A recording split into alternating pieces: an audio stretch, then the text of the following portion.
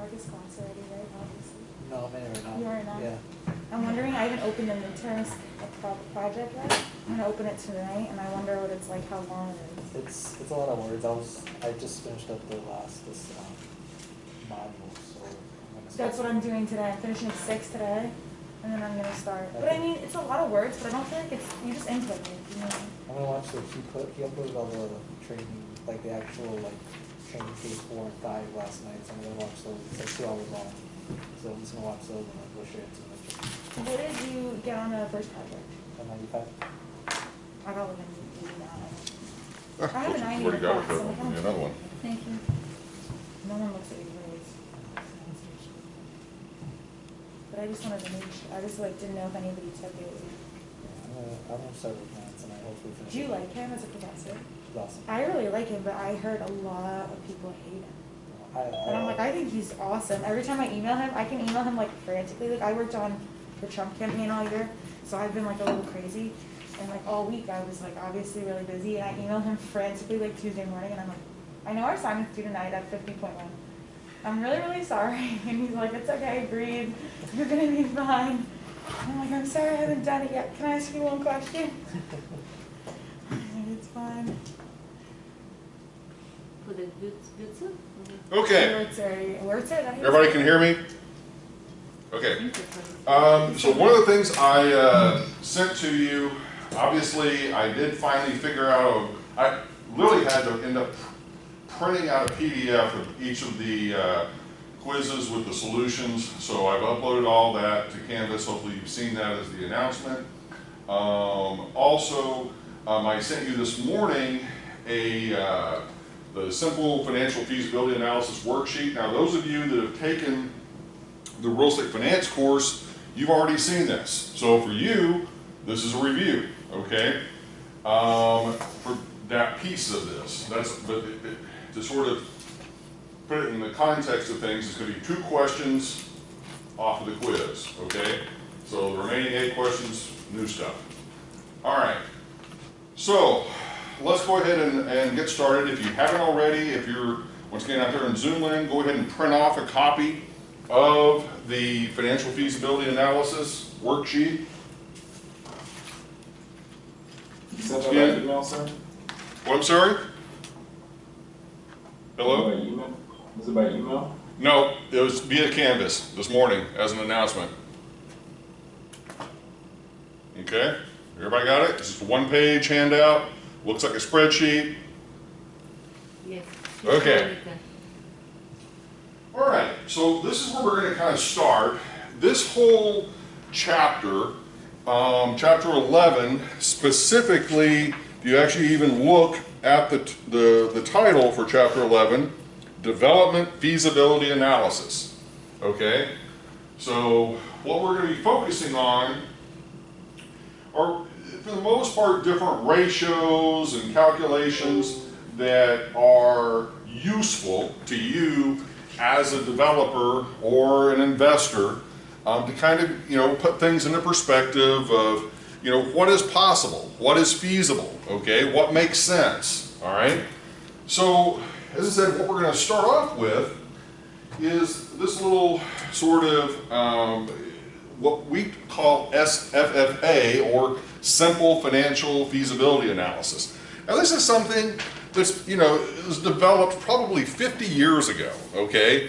And people still are using this, okay? Because nothing has really changed in the sense of the calculations, all right? A lot of,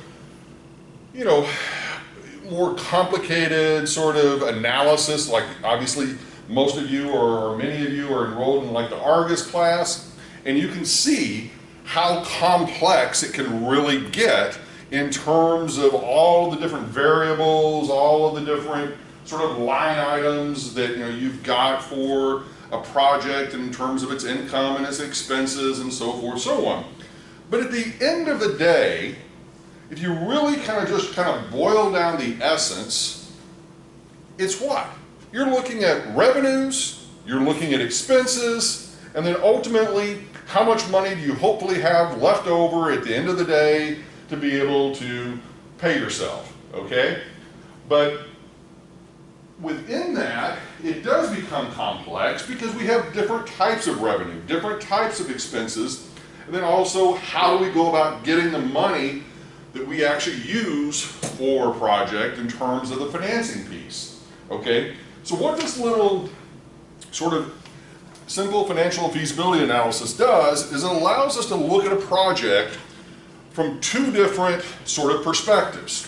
One is called the front door approach, which is basically probably the most simple one to kind of conceptualize, because what you're really doing here is you're, you're sort of starting with how much does a project potentially cost in terms of your land and in terms of the actual construction cost, and then what kind of a loan can you get, and then looking at the property level performance of what sort of income does it generate, what sort of expenses does it have, and then how big is it in terms of square footage, and working back to basically what is the rent that I would need to achieve on the property in order to meet all of those preconditions, okay? So at the end of the day, all you're really solving for in the front door approach is to get at what is the rent required per square foot for this particular property. Then the backdoor approach is basically just going the opposite direction. There you're starting with how many square feet do we have, what is the rent that we expect that we can get based upon market conditions, and then working down to how much can we afford to spend on construction, how much can we afford to spend on land in order for the project to be feasible, all right? Is everybody comfortable with that context? I know, once again, those of you that have taken the real estate finance class, you've already been down this road, so this should be just a nice, easy breezy kind of review. Those of you that are brand new, it's going to require a little bit more kind of horsepower, to obviously get through this, all right? So, with that, let's kind of get started. And let's just sort of start out here. I'm just going to make up an example using the front door approach. And what you can use this sheet for, obviously, is to kind of fill in the numbers and kind of use that to kind of keep track of everything, make sure that we're doing everything correctly. All right, so let's just sort of start off. And I'm going to abbreviate a little bit just simply because I don't want to have to write every little word out. But in this case, let's say that we've got site acquisition cost, and you tell me, all right, this is the land. 500,000, all right? Now this is not an example we've used before, is it? No. Okay, good. Well, I don't know. Actually, I need to say it like. Because I do want to use a fresh example. All right, so 500,000 is what I'm being told for site acquisition cost. All right, then to that, we're going to have to add in our construction cost. Okay, so this would be the actual sort of cost of building the improvements, or building a building, or multiple buildings, whatever it might be. All right. Now, what question? I'm sorry. It said 4.5 million. You're about to ask how much. Oh, okay. So we'll go with that. $4.5 million on our construction cost. All right. So that is going to give us our total expected development cost of basically $5 million. Okay? Everybody with me? Okay? Now, this next piece, loan to value ratio. All right.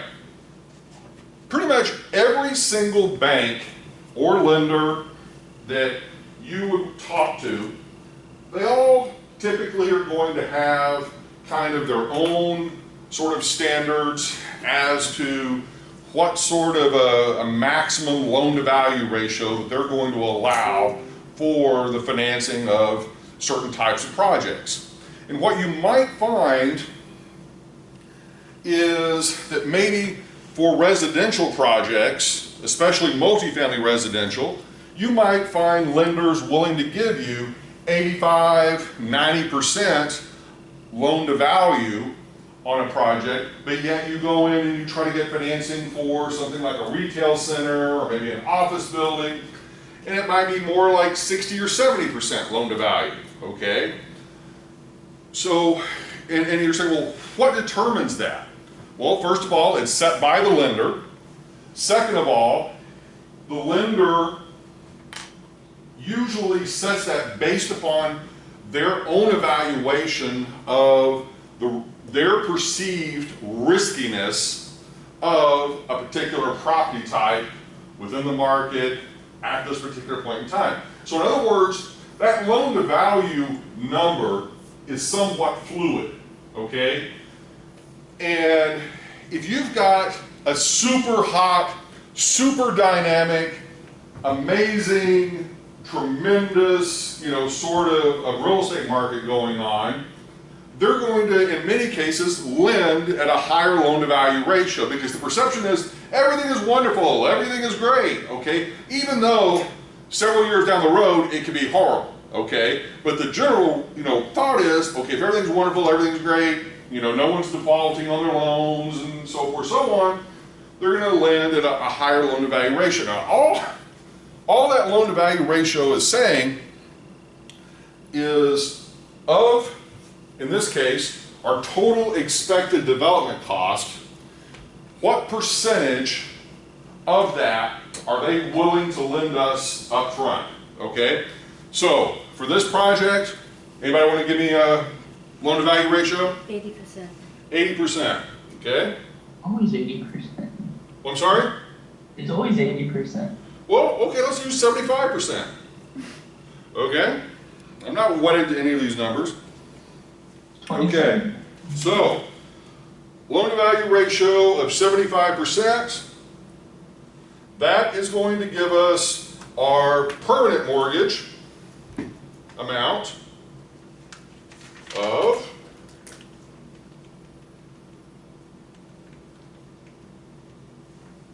$3,750,000. Okay? Everybody good? All right. Now, this next piece is probably the only piece that people have a little bit of trouble with, which is what is referred to as the annualized mortgage constant.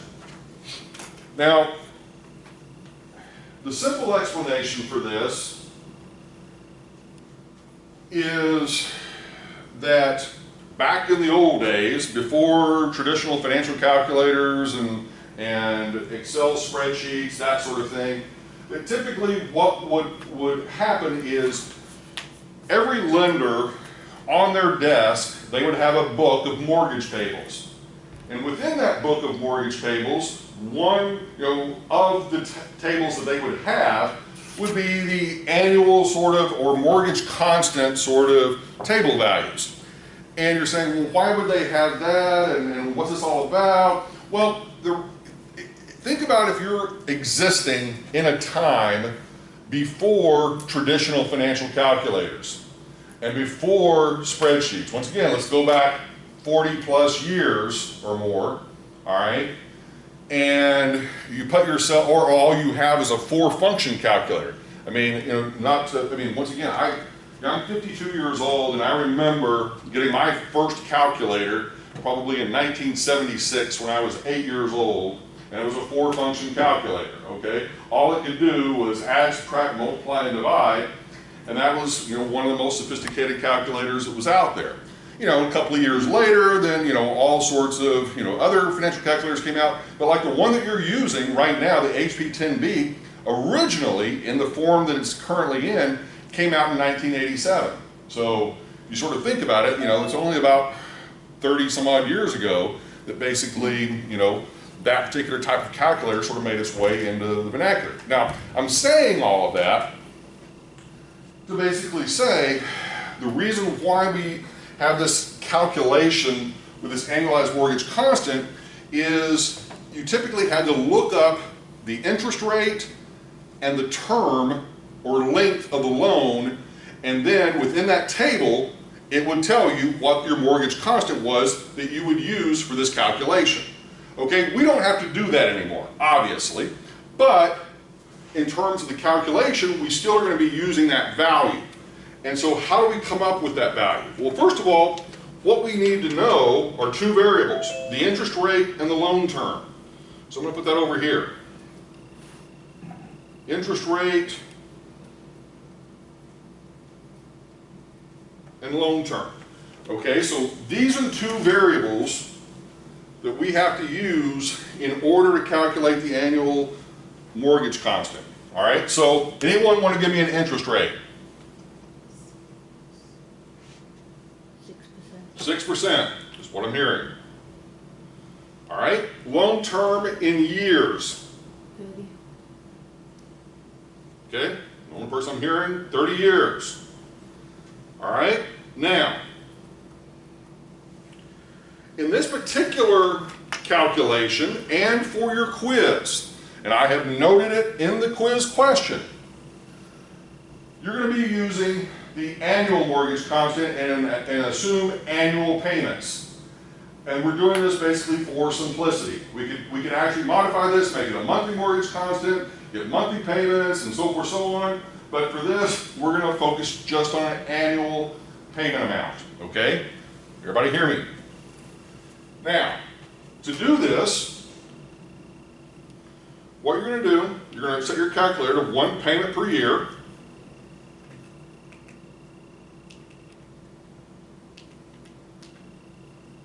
Clear everything out.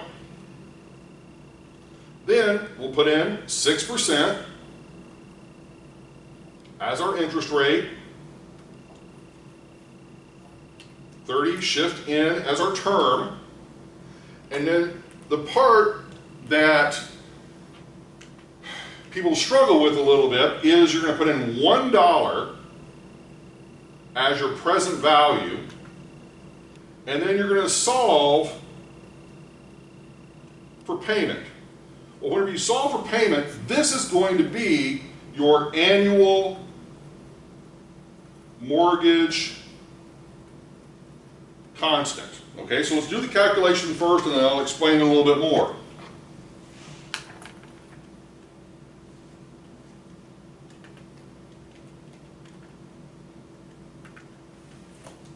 Okay, now this is one instance of where you don't want to round, or at least not round very much. You're going to get 0.07264891115. Okay. But minus. Yeah, and I did. I put a little minus sign up there, but you don't really have to put the minus because it's really not relevant for our calculation. Okay. So just leave it like whole? For the moment, yes. Okay. So, this, let's go ahead and put that over here.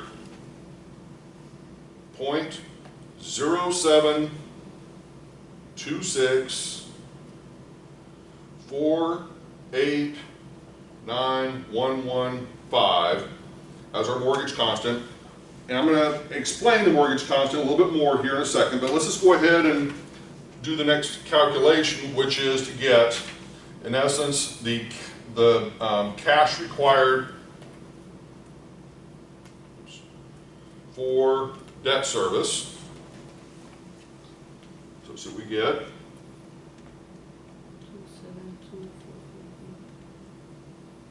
272,443. should get 272,433, but carry it up, 42 cents. Okay, so let's explain what we just did and what this number really means. All right, so one way to sort of look at this is whatever the dollar amount of the loan is. Doesn't matter what the amount of the loan is at this moment, but whatever that amount is of the loan, you are going to be paying in payments basically 7.26% of the face value of that loan each year in debt service or in loan payments. Does that make sense conceptually? Okay, bob the heads up and down a little bit. Okay, now, so because it's in essence a percentage, if you will, of the loan amount, and it's a fixed percentage of whatever the loan amount is, then that's why we use $1 for the present value. Because anything, you know, sort of times 1 is in essence, you know, sort of itself kind of thing. All right? But what we're able to do is, because we put $1 in there and this gives us our annual mortgage constant, what we can now do is for any loan amount, we can simply multiply that annual mortgage constant times that loan amount, and that gives us our payment. Okay? That's the beauty of the annual mortgage constant, is it's simply telling us for a 6% loan for 30 years with annual amortization, you're going to be paying payments of 7%, 7.26% of that face value of the loan each and every year. Does that make sense? Everybody cool with that? Okay? Which is a fixed loan. All right. So that gives us, in essence, our cash required for debt service. All right? Or you can also just refer to that as the annual debt service itself. All right? Now, one of the other things that your lender will require is a debt service coverage ratio. All right? A couple of little things to explain here. The debt service coverage ratio, or also is just simply shortened to debt coverage ratio, same thing, but some people will call it debt service coverage ratio, other people will call it debt coverage ratio, same exact thing, just slightly different terminology, is equal to your net operating income divided by your annual debt service. Okay? So if you remember, kind of go back here a little bit further, whenever we're doing sort of our operating statement for a property, we start out, as we've talked about, potential gross income minus vacancies and collection losses, typically add in other income, that gives us effective gross income, subtract out total operating expenses, that gives us net operating income, then we subtract out annual debt service, and that gives us before tax cash flow. Okay, so what you should notice here is two of those line items match up right here. Net operating income, annual debt service. Okay, so what we have done at this particular point, because we're sort of working backwards on this, based upon how much we are spending on the property with regard to land and how much we're spending on construction, we're sort of saying, based on that, we've got an annual debt service of $272,433.42. Now, if we want to, we could plug that in down here as well.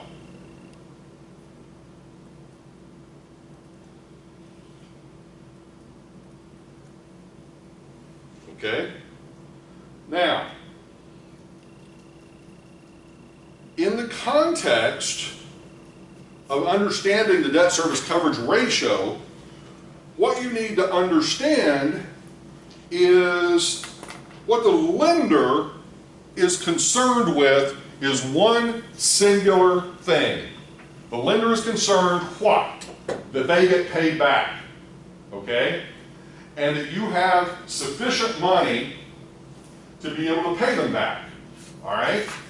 And so what the lender is in essence saying, we know as the lender you owe us $272,000 every single year. And to ensure that you've got enough money to always pay us, we want you to have more, substantially more income from the property than what you're having to pay us, okay? Because in other words, it's as simple as this. The lender wants to make sure the property is generating more than enough income to be able to pay their mortgage payment. Seems like a simple concept, and it is. But in the context of the lender, the question is, how much of a cushion do they want? All right? What I have seen in the best case scenario with someone with impeccable credit and an amazing sort of project would be a minimum debt service coverage ratio of 1.15. Now what 1.15 would mean is there's a 15% cushion between the annual debt service and the income the property is expected to generate. 15% is not a lot of wiggle room, okay? In the sense of what can happen to your income. You obviously have expenses that you don't anticipate. You have COVID that you didn't anticipate, okay? Right there, you know, that knocks down your rent, potentially increases your expenses, and you're not able to pay your mortgage. Lender's not going to be happy. Now, if a lender requires a higher debt service coverage ratio, then hopefully they're better protected. So, as I said, kind of on the low end would be like a 1.15, but probably as more normal would be like a 1.3, 1.35. So we're going to go with 1.3. So that's a 30% cushion above whatever you owe the lender on an annual basis. All right? So if you do the calculation here, what you in essence would be doing is taking that 272, 433, 42 and multiplying it by 1.3 to get the required NOI of 354, 163, 45, okay, which is what we're going to insert over here once we've done the calculation. Oops. Okay, so we're going to get 354, 163, 45, all right, which is in essence our required net operating income.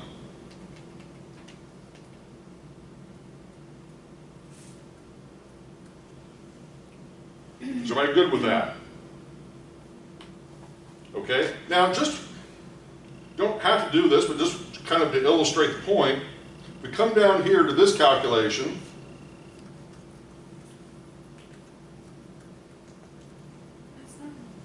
And we subtract out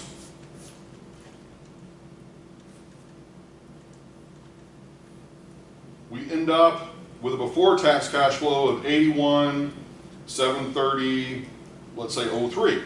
So the way to look at this is the lender is basically saying, I trust you, I trust the property is hopefully going to make, its income, but we're building in essence, a 30% cushion between the net operating income and the annual debt service, or that 30% cushion is $81,000, okay? So what that means is your income can go down by $81,000, or your expenses can go up by $81,000, and you're still going to be able to make your mortgage payment.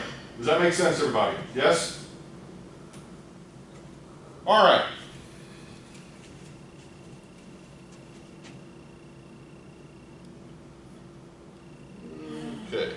Okay. So that gets us to required net operating income. All right, then we're going to add in estimated operating expenses. All right, so this would be, you know, a number that we would be responsible for as the owner of the property. That's why it has in parentheses there, not passed through to the tenants, okay? Because this is the dollar amount that we as the owner of the property are going to be responsible for. Does that make sense, everybody? Yes or no? In other words, the operating expenses we're talking about, this would be like property management, maybe expenses, common area expenses that maybe we would take on and pay as the owner, possibly the property taxes. It just sort of depends on what it is we as the owner are responsible for. So in this case, I'm just going to plop in a number. Let's say 50,000. Can I ask you a question about the part before? Because I know the calculation, but I don't know what you would be giving us and what you would, because it looks like you'd be giving us 1.3, but you're not. Yeah, I am. Yes, he You is. would be giving us 1.3? Yes, I would. Got it. Okay.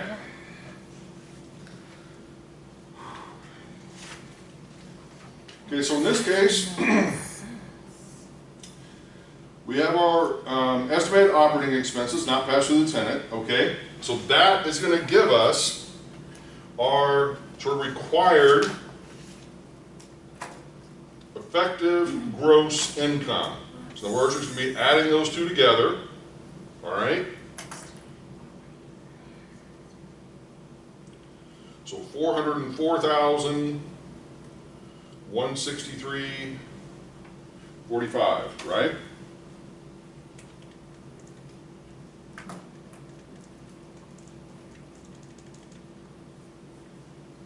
Okay, now, just to kind of help you process and flow through, in essence, what we're really doing is, as you can see, we're kind of working backwards here. We're saying, oh, our total operating expenses are 50,000, okay? So, if we work up, we're just basically adding that in. So that means our effective gross income is the 404,163.45. Everybody see that? Okay.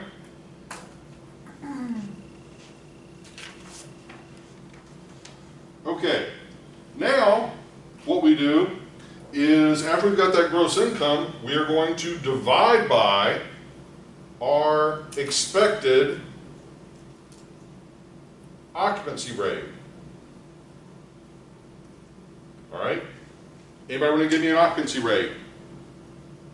90%. 90%.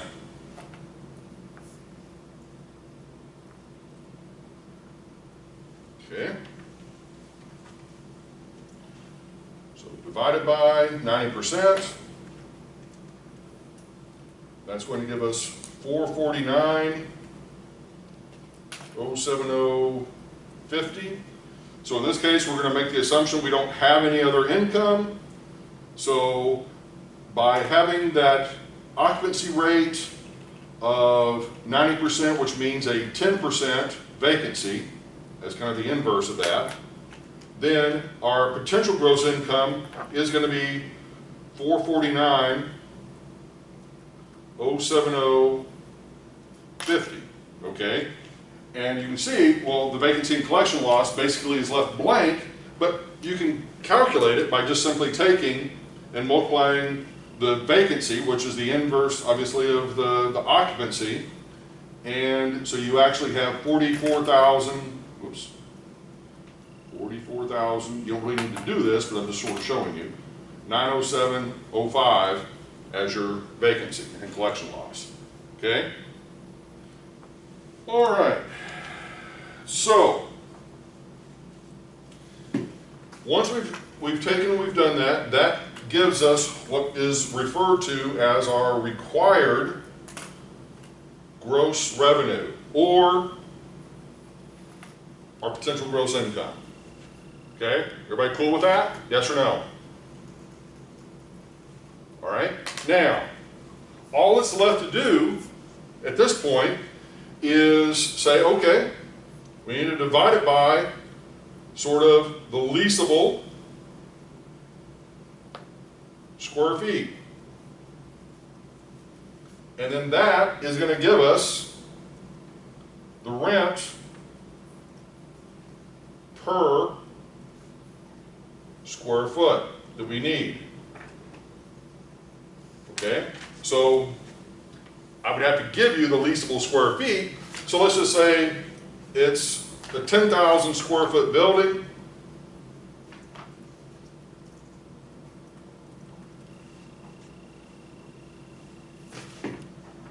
Divided by 10,000. This is a really low quality property with a low rent of $4.49 per square foot per year required. Okay? Does that make sense, everybody? Okay. Now. $44.90. Whoops. What? $44.91.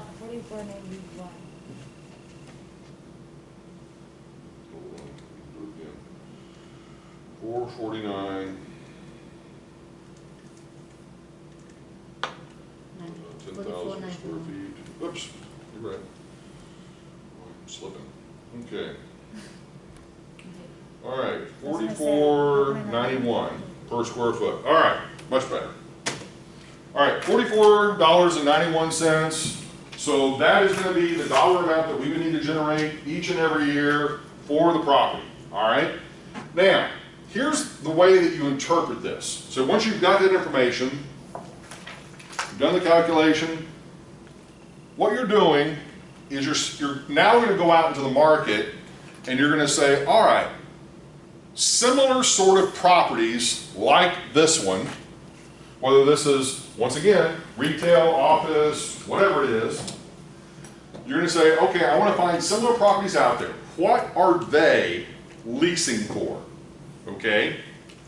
And so let's say that you go out and you find 4 or 5 different sort of comparable properties, and all of them are leasing at roughly $40 per square foot per year. Okay? What does that then tell you about your project? That we're killing it. Anybody else?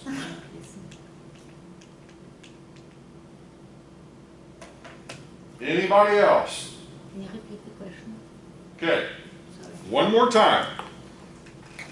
If we go out into the market and we find that all competing projects to this one Sir, it tells Are you that getting- it tells you that your price is too high.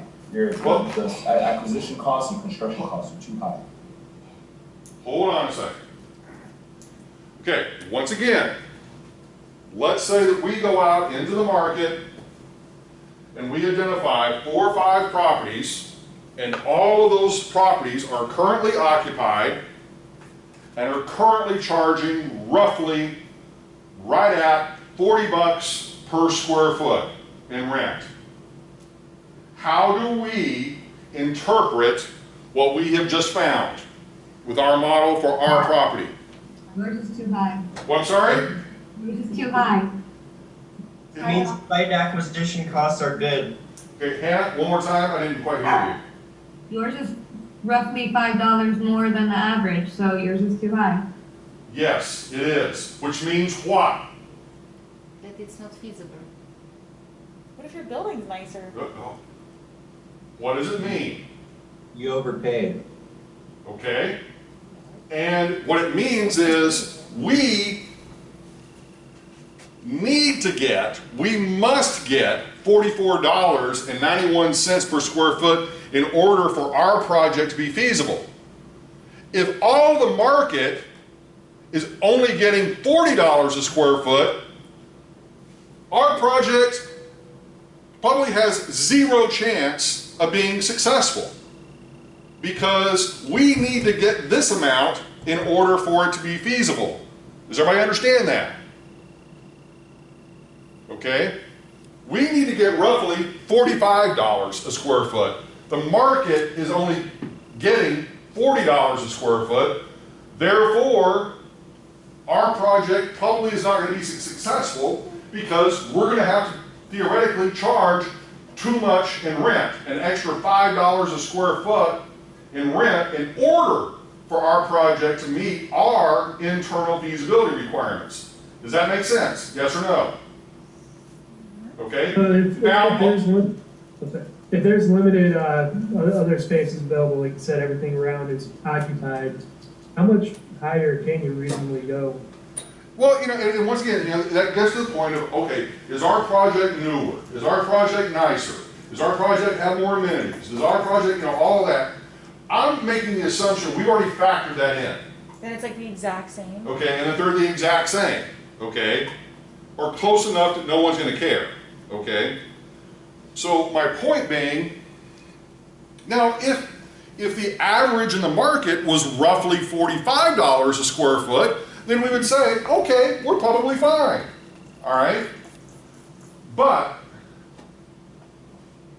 we would still need to look at, you know, the nuances between, you know, the comparable properties and ours as to quality, age, accessibility, visibility, whatever those other variables are.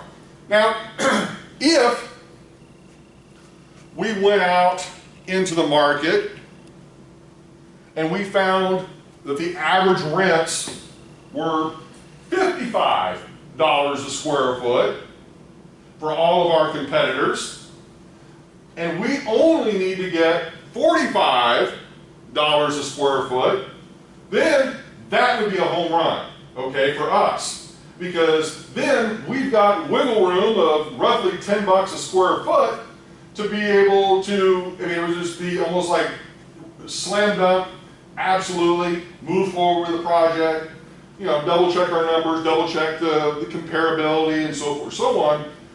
But the whole reason to go through this exercise is so that you get some sort of a reasonable ballpark number as to what your feasibility is going to be. Does that make sense? Yes or no?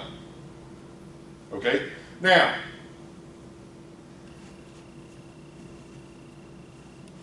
the one thing that you've got to sort of keep in mind, you know, whenever we're looking at this, is every single one of these line items is an assumption. You know, it's the whole thing, garbage in, garbage out. You know, if you've got a bunch of faulty data that you're putting into the model that's not accurate, you're going to get a bad result or a bad calculation. It's not that the model is bad, it's essentially your data is bad. This is where, you know, my perspective is, and I've said this before, like one of the courses that you take in the program is real estate market analysis. In my opinion, the most important thing that you should walk away with from the real estate market analysis class is to understand specifically what is the dollar amount of rent that's being charged by your competitors, and understand what current and projected vacancies are going to be for properties, and understanding operating expenses and what those should be. Those should be your real three, in my opinion, takeaways from a market analysis class, because that ultimately feeds into this model as to the assumptions.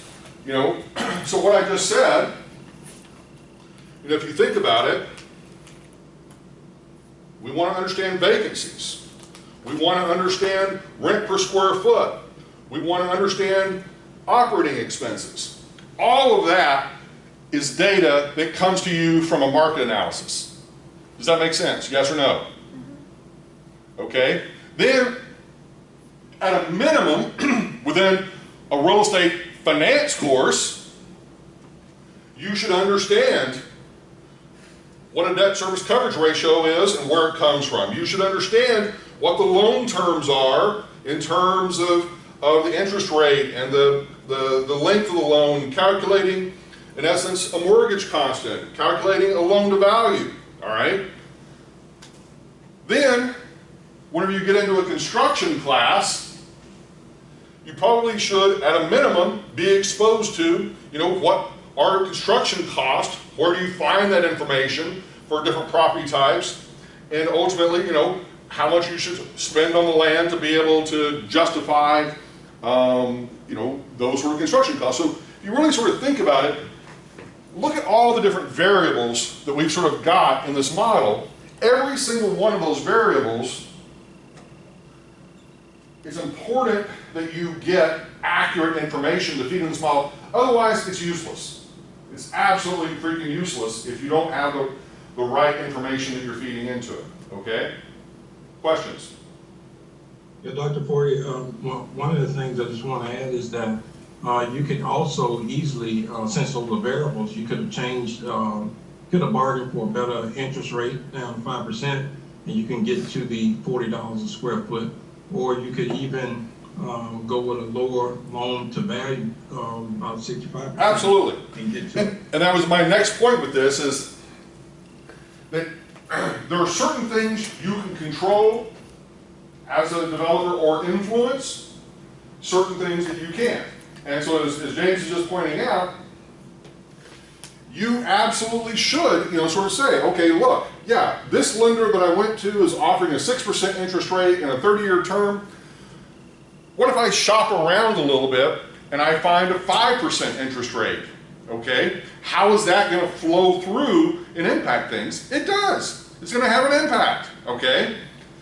Also, if I can pass through that $50,000 of operating expenses that I'm currently paying for as the owner of the property, and I can pass through all of that to the tenants, that's an extra $50,000 that I have as the owner that's going to flow through and impact the amount of money I have available to pay a lender. Does that make sense? Okay?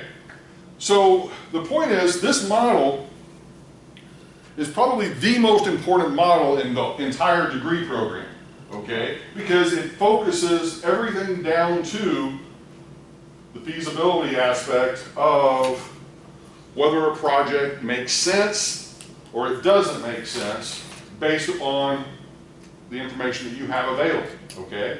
Now what happens, unfortunately, is a lot of people do try to manipulate it. Instead of putting in reasonable, rational, logical, information, they'll try to fool around with the assumptions to their advantage, or if they think is their advantage, to try to pretend that it's more feasible than what it really is. The thing that you should always focus on is the reality of the situation. And, if it doesn't make sense economically, it doesn't make sense. Pure and simple. There's nothing wrong with that. I mean, for example, you have many firms that are like private equity firms or investment firms or development firms. They pass on thousands of deals to maybe find that one that actually makes sense, okay? And most of the time what they will do is they will throw the base level assumptions, just like what we've done here, into some sort of a consistent model that they use for their own purposes to come up with, does it make sense or does it not make sense? Okay? It's a filtering mechanism. So what I'm saying to you is, and there's a reason why it's called the simple financial feasibility analysis. This does not break out everything into minutia, okay? This doesn't get at every little piece of information. That this is what I tend to call sort of like a culling mechanism to like sort of say, okay, potentially good project from pretty much bad project, okay? That you can kind of, put them in two different piles very quickly with a model like this, okay? All right, any other questions, comments, observations before we move on? Okay.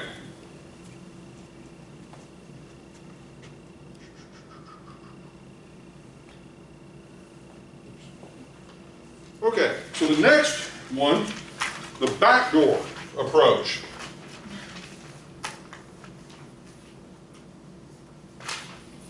Not that different, except that it's just in reverse.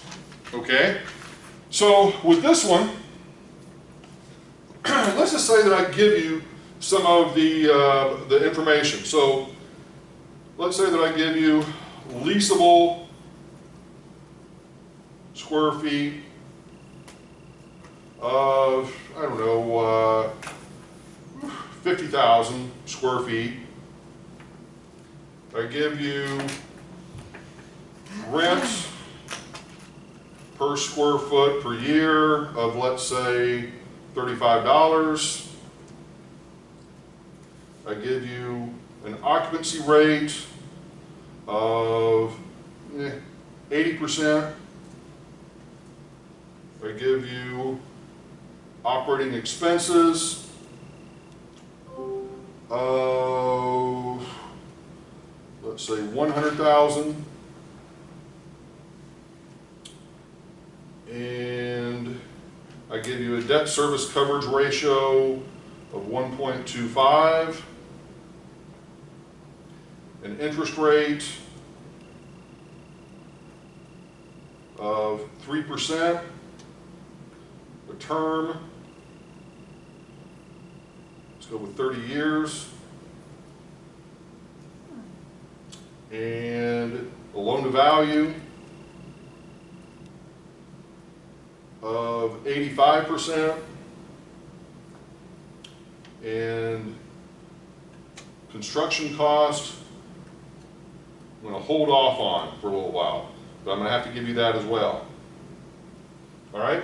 So what I want you to do, I've given you basically a bunch of inputs. Now, if you have the form in front of you, if you're sitting here in the room, you have the form, and the variables I gave you are the ones that are in the darker sort of grayed cells. Those are the input cells. Those are the pieces of information that I have to give you, okay?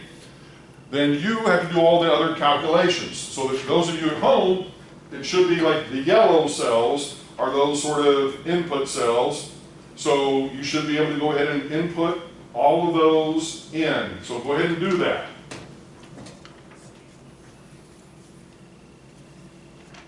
I'm going to do the same.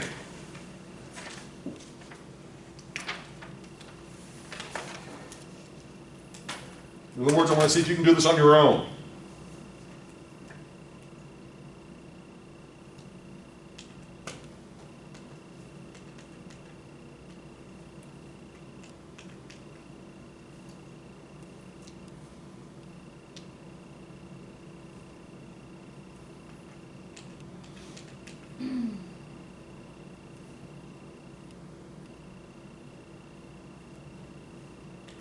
And also assume annual payments on the loan.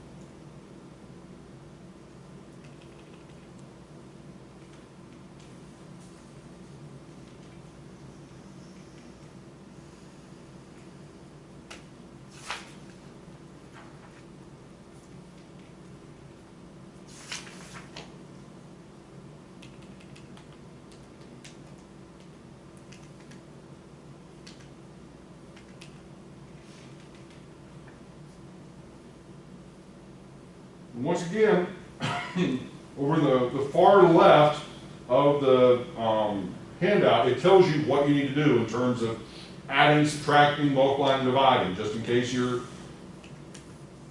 finding yourself challenged in some way.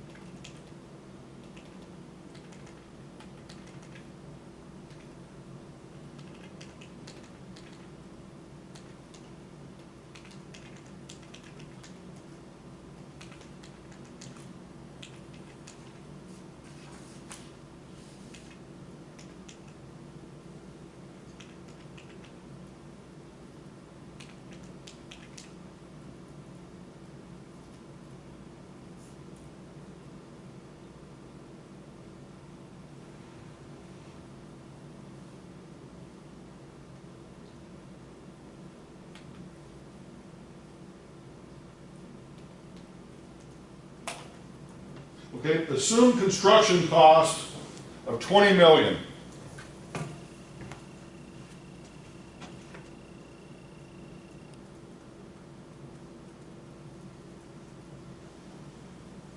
So now you should be able to finish it out. Now there's going to be a little bit of variation on your answers depending on how far you carried out the calculation on the annual mortgage constant. Okay, so for the purposes of the calculation now and the purpose of the calculations for the quiz, go ahead and carry it out to all the decimal places provided by your calculator. Okay, because that's going to give you the most accurate answer, especially whenever you're dealing with larger numbers. If you're dealing with small numbers, not so much. If you're dealing with larger numbers, it's going to make a little bit of a difference. Okay, all right, so I'm just going to kind of run through these.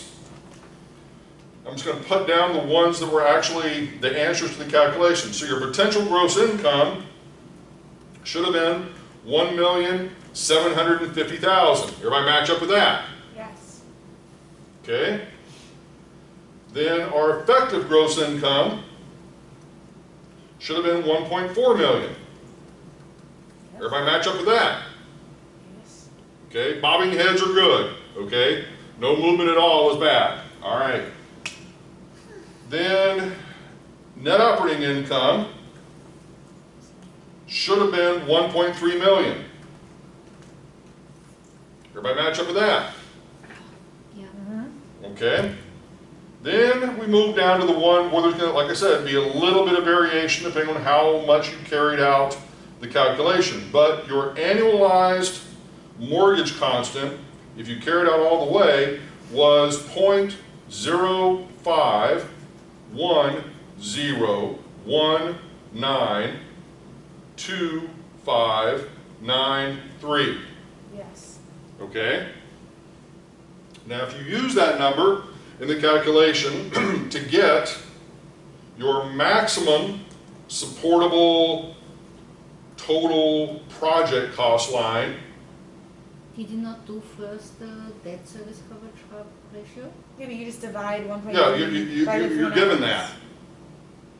That's a given. Yeah, no, I know, but did you not? Well, no, but do to get, the only calculation is to come down to the maximum supportable project cost, which is going to be 23,981,716.48. He's Now, just giving us the ones that we No, I didn't know, give but us. I just wanted to put it into the, well, you just need to write it on your paper yeah, because it's a given. yeah. Okay, so now, if your number does not match this, number one, it may just be because of the rounding of the mortgage constant. But if it's off by more than probably a few dollars, you did something wrong, okay?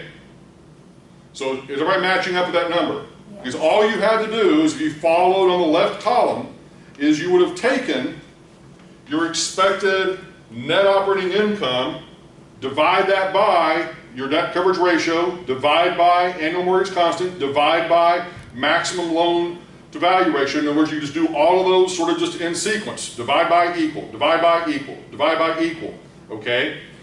So that you basically just sort of save yourself a bunch of steps of having to write down the solution for each one of those. You're able to kind of combine them into, you know, sort of three calculations in one. All right, so that gives us our overall project cost. Then if we subtract out the construction cost of 20 million that I provided you, then you should end up with maximum supportable site acquisition cost or land cost of 3,981,716.48. In other words, that being the answer for the land. Okay? Does anybody have any questions? Now, once again, all this model is doing is just flipping the other model sort of upside down, okay? In terms of what you're starting with and then what you're finishing with, okay? So much more fun. Okay? Any questions? Nice, warm, fuzzy feelings? Okay, good. All right.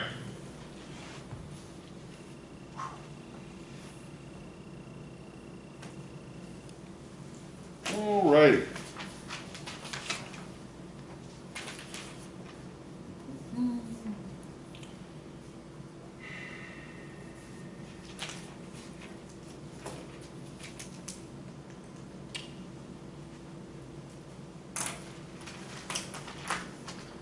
Okay, so that is, in essence,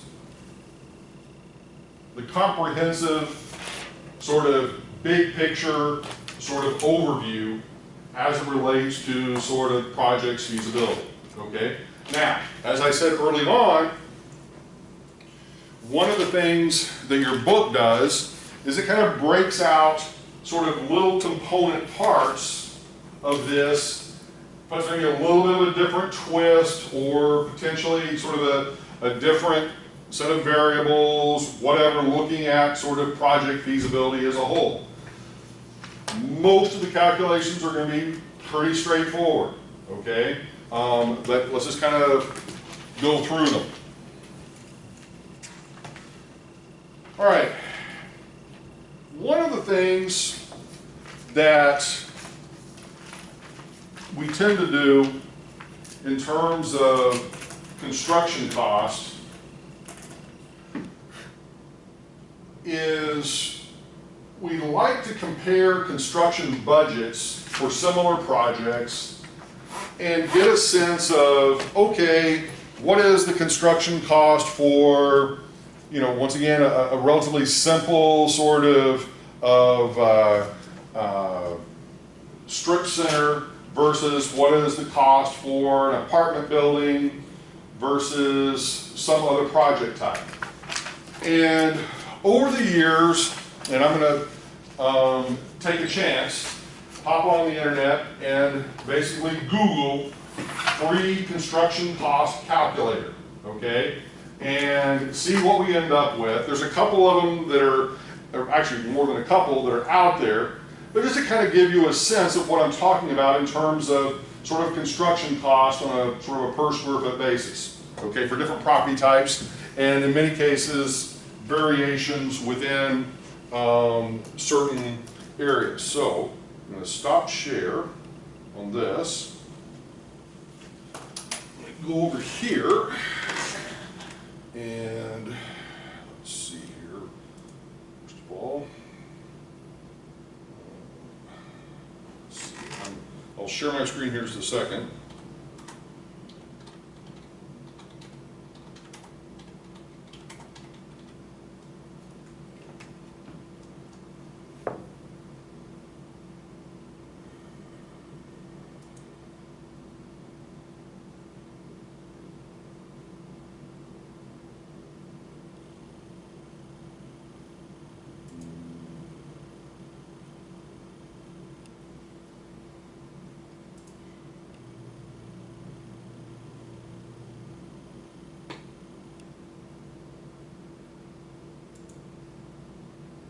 Okay, here's one, let's see. This is just one example. It's called buildingjournal.com. Let me see if I can share the screen here.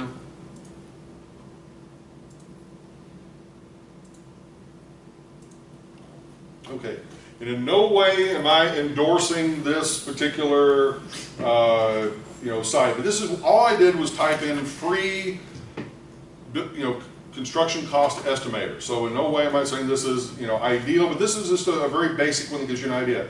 But for those of you at home, it's simply buildingjournal.com. Okay?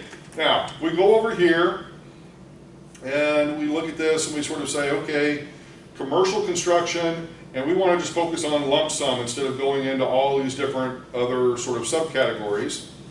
Then what it does is it pulls up basically once again, some menus of items that we can choose from. So the first one is the type of building, gives you a ton of different options here. So we're just going to go with the first one, apartment 1 to 3 stories, okay? And let me see if I can blow this up a little bit. What did you say which one you clicked? Here. Okay, buildingjournal.com, and all I clicked was the lump sum. Lump sum, okay. Where do you see lump sum? It was on the previous Hold on, page. go back. All right, over here in commercial, lump sum. Instead of getting into the specifics of different pieces of it. Okay, so going back to lump sum, go over here to building type, apartment 1 to 3 stories. Okay, then you got the choice of national average, or in this case, it looks like you can get the subcategories. So we go to, let's say, Fort Lauderdale. Once again, lump sum is what we selected previously. And then we've got a choice of, like, if we're going to build a low-end project versus kind of an average project versus high-end project. So let's just say that we go with the average or the median. Okay, then we put in the square footage, and let's say it's 100,000 square feet total. All right.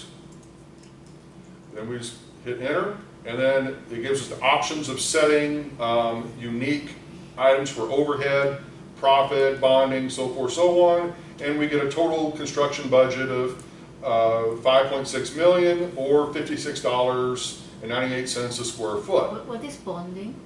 Bonding would be basically, it's like insurance. Insurance. Okay, to get in other words, the contractor, in other words, to promise the work is going to be done according to how it should be done. Okay, once again, in no way am I saying that this is, 100% accurate. Looks a little bit low to me, but that's okay. Now keep in mind, the one thing with this sort of a model that it is doing is it's giving you a per square foot cost, and this is only on the improvements. This has nothing to do with the land value. That's why we obviously keep those separate even in the development feasibility model, because that's another piece of it that obviously you've got to factor in. So no construction model is going to automatically include the land as part of the calculation. They're always going to separate it out. So this is purely the construction cost associated with the property. Okay, does that make sense? Yes or no? Mm-hmm. Okay. Now, so this is the kind of information that would then feed into our feasibility analysis model. This is national-wide? No, this one, once again, we selected for Fort Lauderdale. No, I understand, but I can put in Overtown, or I can put in Miami? Yep. So, like for example, Miami. Let's see what it does. A little bit different. Not much, slightly different. We put in a national average, so let's see what it does. Higher national. Put in Los Angeles. I just want to see eyes. Sorry. I'm so annoyed. Los Angeles. It looks like. We're still a oops, national, we're still a we're still a national average. national. Whoops.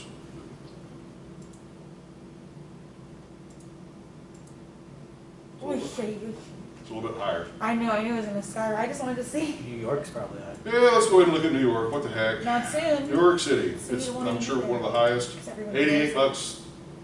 And then let's go to San Francisco, California. What the heck? Another city that's ruined.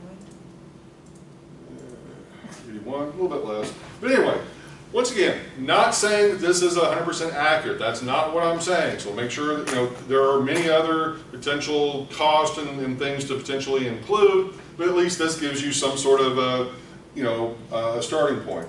And just for my own personal sort of Texas. satisfaction, I'll go to Texas. Let's say you go to Houston. Just Is that your city, Houston? Well, So were you an Astros fan? no. I actually grew up in Fort Worth. So.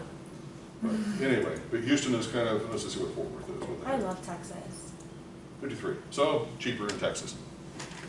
Not surprising. And bigger.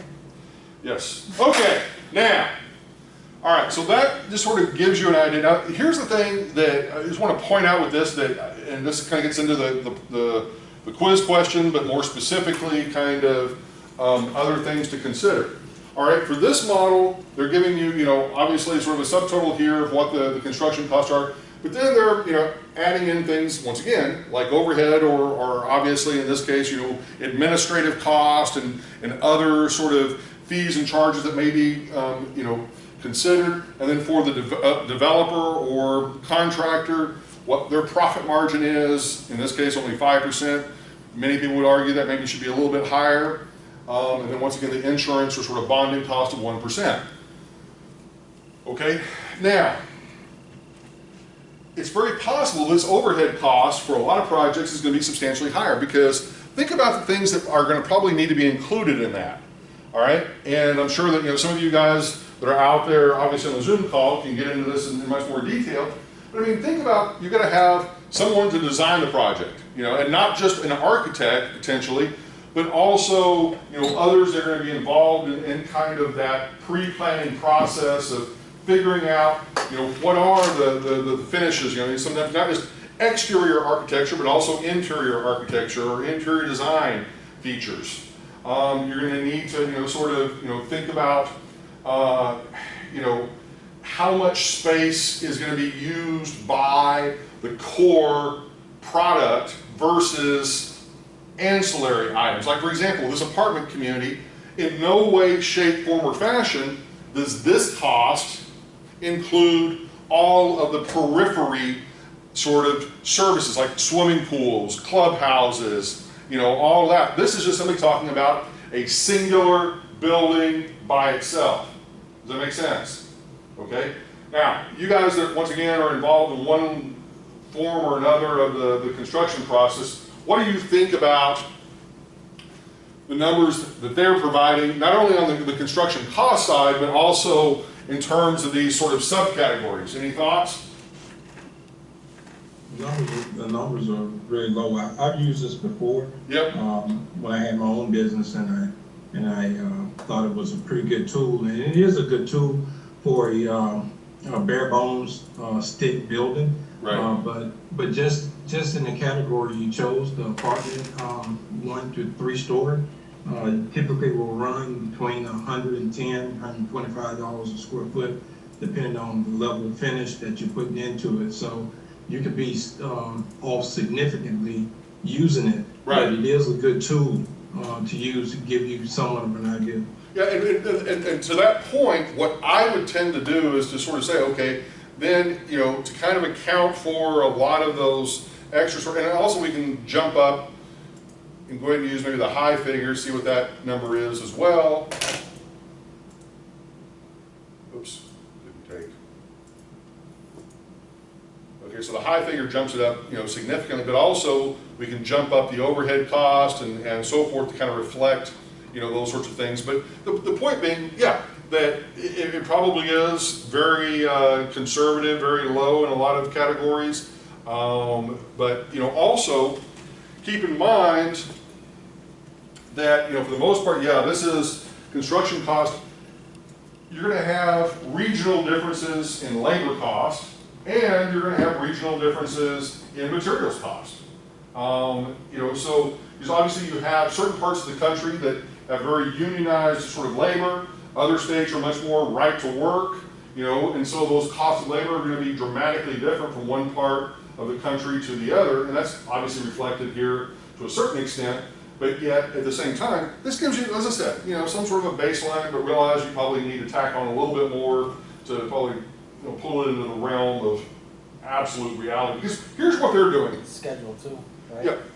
And part of what they're doing to get this information is they're collecting information nationally from different contractors, different developers, and then feeding this into a database that ultimately then can be accessed by the different sort of trades. And because one of the things that you obviously noted as well, that if you go back here, you can get into just basically, okay, well, what about demolition cost? Okay, let's just see what, if we go back to the same thing, sort of, okay,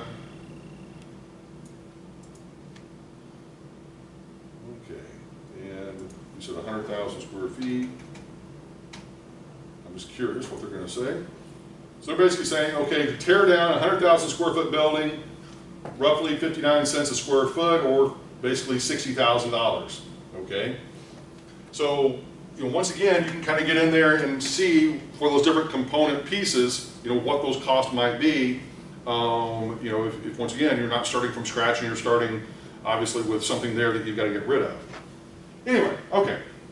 Once again, you can play around with that as much as you want. I just throwing it out there as a little tool to potentially utilize at a bare minimum if you're looking for some rough cost estimates. And my suspicion is that if you, once again, the more folks that you talk to about this, they're going to say there may be a better site to use and that sort of thing, go for it. But most of those sites, the better sites, you're going to pay for, okay? All right.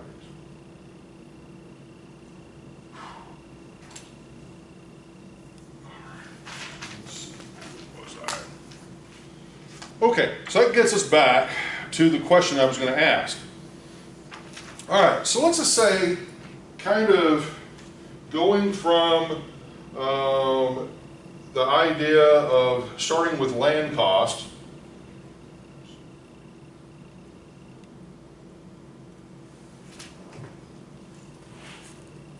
now, in many places outside of Florida, Florida's a little weird in one sense because of land cost being a little bit higher than as a percentage of overall project cost, but normally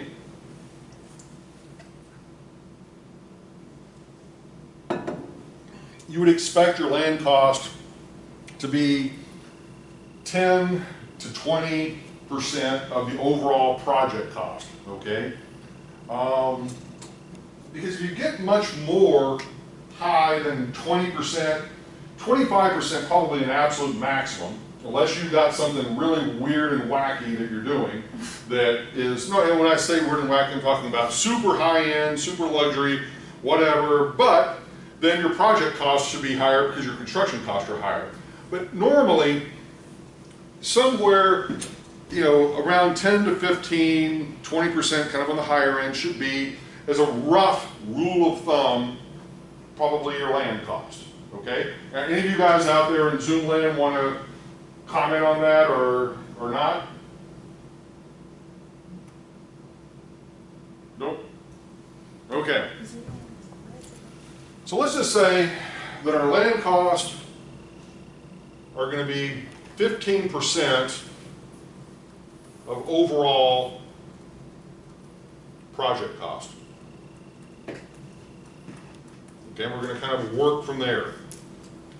So in other words, the reason why we're kind of approaching it this way is you as a developer are going out there, you're looking for land, all right? And you're saying, okay, I found a piece of land, and here's how much it cost. So let's just say that we find a piece of land, and the land cost is $7.5 million.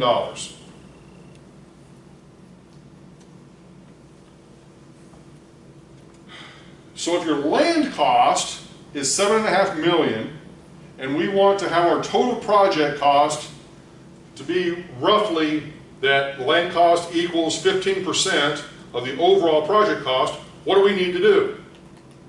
We need to take the 7.5 million and divide it by 15% to get the total.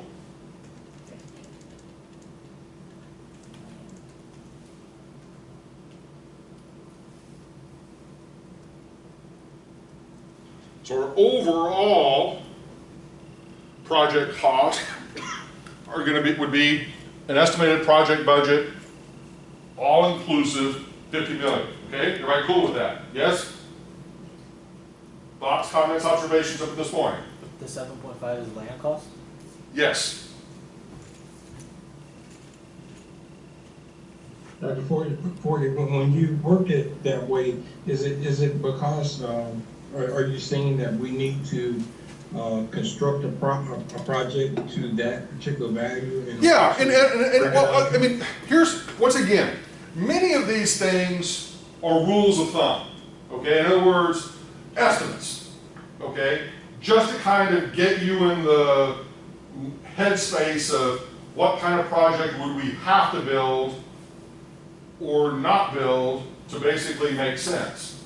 Now, does this mean that we are constrained to an overall project cost in reality of 50 million? What if we got the land really cheap? Then it's, it's possible we get, we can actually build a more expensive project on the side. But what this is attempting to do is to say, all right, we found a piece of land that has the zoning, has the size and the overall sort of capacity to do what we want to do. We paid $7.5 million for it, and we're saying, okay, one of the metrics of kind of looking at this would be to say, all right, if we want to limit our land cost to 15% of the overall project cost, then the maximum overall project cost would be $50 million. That's all we're saying. Okay? Now, so if we've got the overall project cost, I'm just going to try to maybe oversimplify this a little bit, of $50 million, that represents 100% of the overall project cost. Okay, that makes sense. Okay, and we're saying, okay, subtract out land cost, which is $7.5 million of the $50 million, or that represents 15% of the total. Okay, so we have 85% left over for other things, like the construction, basically. Okay? So let's say that we've got hard cost. And those are going to represent, let's say, 60% of the total. Okay, I'm just throwing that number out there. So if that's the case, 50 million times 60% would be $30 million in hard cost. Does that make sense? Okay.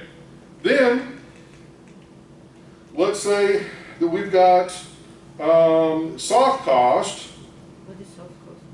Soft costs are things like the design, permitting fees, legal fees, other things associated with the project, non-sort of construction, non-materials. Side office. Right.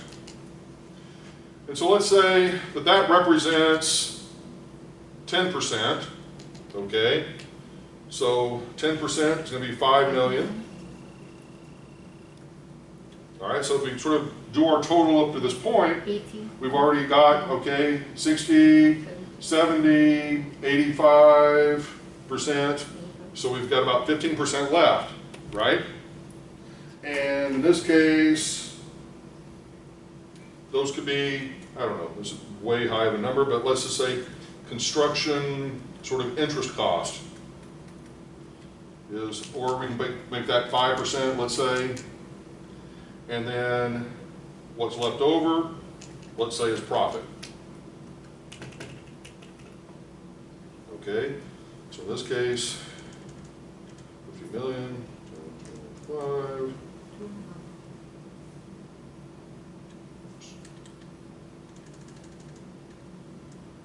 What, 5 million is 10% and 2.5%? It's 2.5 million. Okay. All right, so we subtract all those out.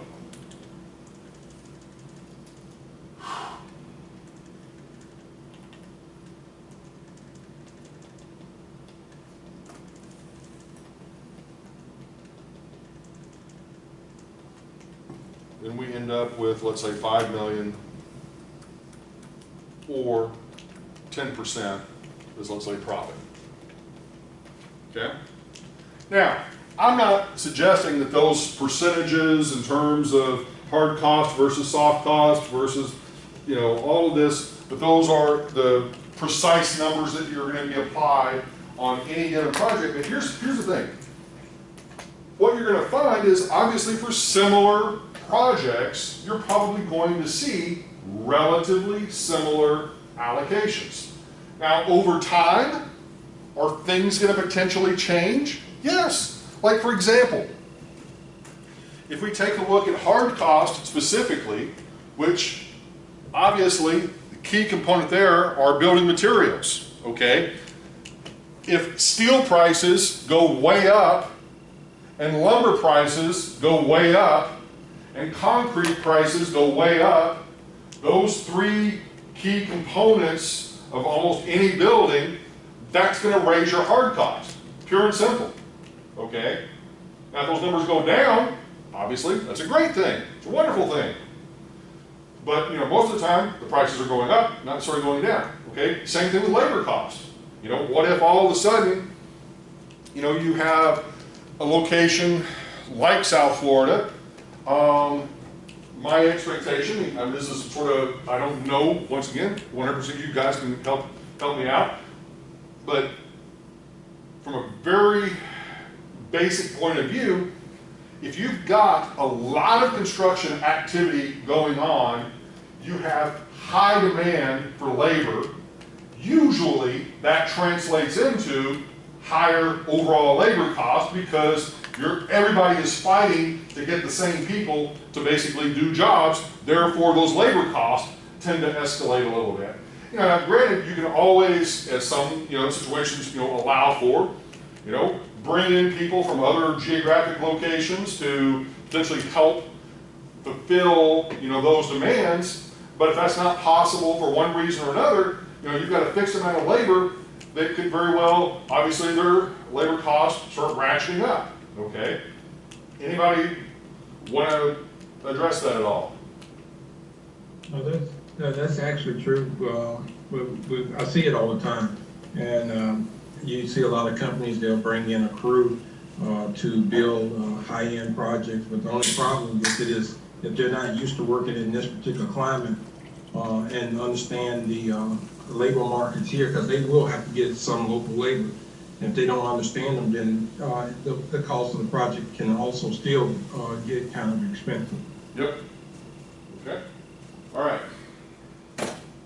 Other thoughts or comments? So all I was really trying to illustrate here is that one of the things that ideally you would like to do, whenever you're looking at a project, and you're going to get hopefully a lot more detail if you go through the construction class, is to kind of begin to sort of take the overall sort of categories of these, talk about them, talk about getting into more detail as to what's included within each of these, what realistic estimates are going to be for their overall sort of percentage of overall project cost. Now, once again, yes, each project is different, but yet you as a developer should have a pretty good idea of what your costs are going to be for certain types of product that you're going to develop versus others. This is why, as a general rule, many developers, especially smaller developers, and some larger developers for that matter, focus on one, maybe two property types, okay? And the reason for that is because then they will know that property type in and out as it relates to every little key component part. So that if you're developing a shopping center, the way that you build that, the features that you have in it, the cost of actually constructing it with the crews that you're normally used to using, they're going to know what they're doing, and it's kind of like build it, rinse and repeat, build it, rinse and repeat, so forth, so on. And all of a sudden you take a company that has maybe done exclusively retail development and you switch them over to something that's dramatically different, like hospitality development in terms of building hotels, totally different type of product, totally different type of construction, totally different sort of ways of calculating revenues and cost and feasibility and that sort of thing. So, this is, once again, it seems like common sense, but many developers do tend to try to specialize. Now, within larger development firms, yeah, they'll build anything for money, and figure out a way to make it work. It's just, you know, part of the question is, do you have the specialization necessary to be able to do a really good job with a product that is unique relative to just a simple, you know, construction, okay? All right, moving forward. I have a comment about the labor. A lot of the labor, when we hire laborers, it's always on a ticket. So you don't know how many hours they're going to be, and so one of the times, like, they could be there for like 12 hours, 10 hours, whatever, but the rate's always that same. But as the project keeps going, you don't know how much labor you're going to be using throughout the project. So what we've been trying to do is do a contract for just site labor. That way the costs aren't so heavy towards the end of the project where they're just direct costs to the project, and you're like, okay, how do we have so much cost in site labor? What happened? So that's one thing that you could do is negotiate a contract with a lot of these labor companies. No, and that makes total sense. So I think, you know, it's every company has sort of, you know, figured out maybe a way to sometimes, you know, deal with these unique circumstances that kind of exist, and hopefully if it works for them, you know, that's all that really matters. All I'm, you know, really, once again, you know, with this is just simply saying, okay, here's one way to sort of look at it in terms of kind of allocating, you know, by a percentage of what the costs are going to potentially be, so you can kind of compare from one project to the other. But getting into the nitty gritty, I'm going to leave that for the guys teaching the construction class. Okay, moving forward. All right, how are we doing on time and everything here? Okay. So that gets us through basically 3 of the questions. The others, for the most part, are relatively straightforward. So let's do a couple of those and then we'll take a little bit of a break.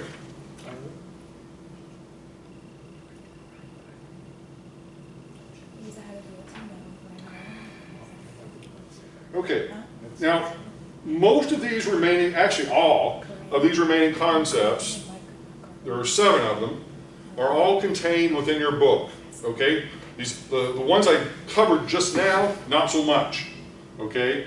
Those are kind of purely out of the lecture, but the remaining 7 are in your book, so if you've got a copy of your book and you want to kind of reference these and kind of look back at them, get additional sort of explanation beyond whatever I offer, feel welcome to do so. Okay. And let's get out of chapter 11. Okay. So one of the things that they specifically address is what they refer to as build to basically X% return. Okay? Or also sort of yield on cost, return on cost, or the going in cap rate. Okay? And so what you typically are going to do here is you're going to say, what are my construction costs?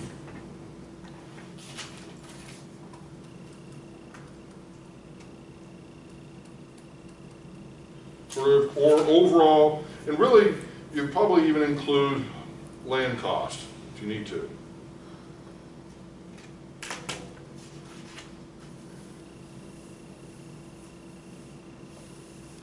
If you need to. Now, let's just say that we've got construction costs and we want to do it maybe on a per square foot basis after taking everything into consideration, and maybe we end up with overall construction cost of $225 per square foot. Okay, all in.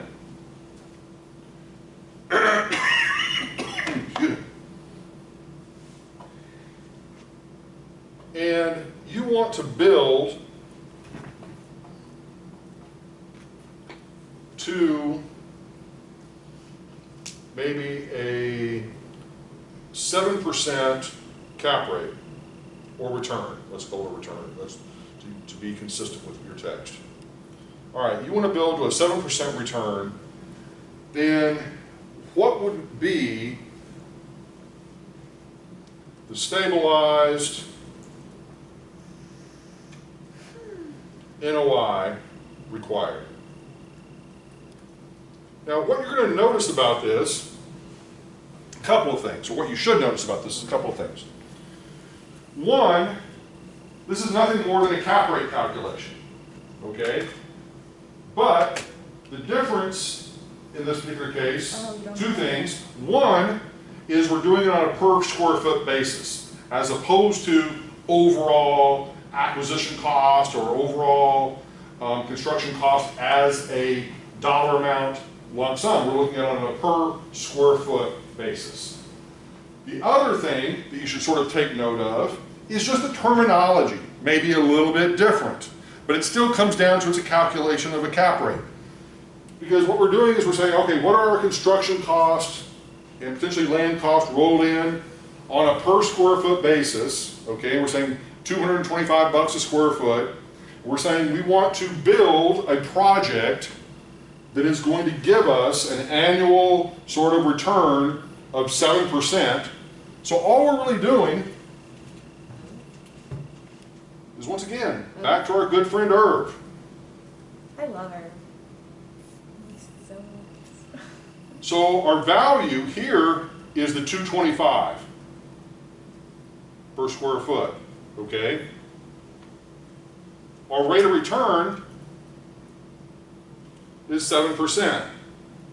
And so the income is going to simply be 225 times 0.07. So we should end up with $15.75 per square foot per year of net operating income.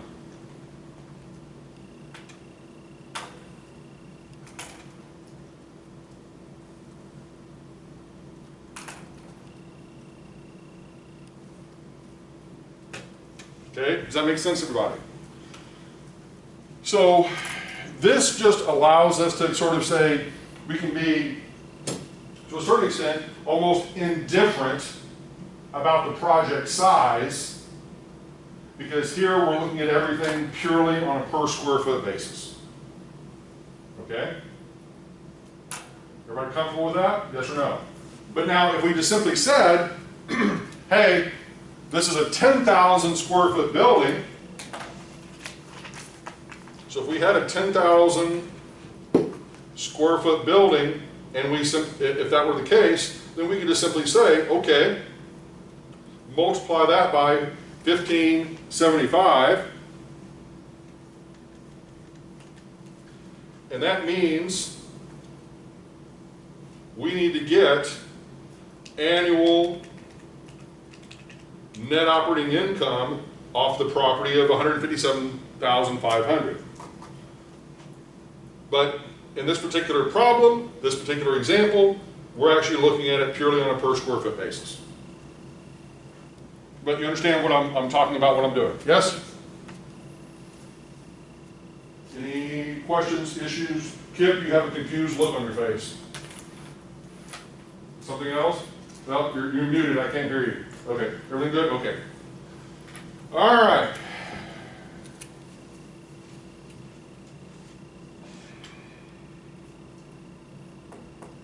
Next problem. All right. So can we scroll up just for a second, please?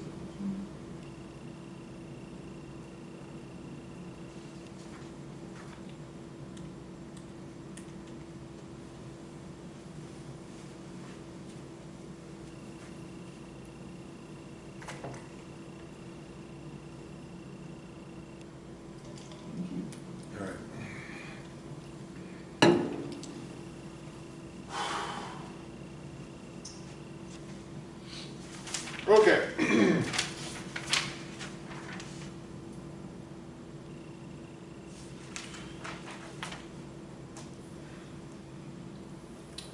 The next one is something called the rent per leased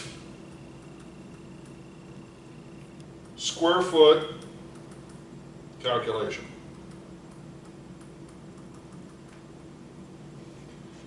All right. Now, this one is where you sort of take a look at a local market, and much like we talked about with the feasibility analysis, and you basically determine what is the prevailing market rental rate, okay? And so let's just say that we find that the expected rent is $45 per square foot per year. All right? But you're going to need to basically make an adjustment to this to reflect vacancies. All right? So let's assume that we've got a vacancy rate of 20%, which means in converse, our occupancy rate is 80%, okay?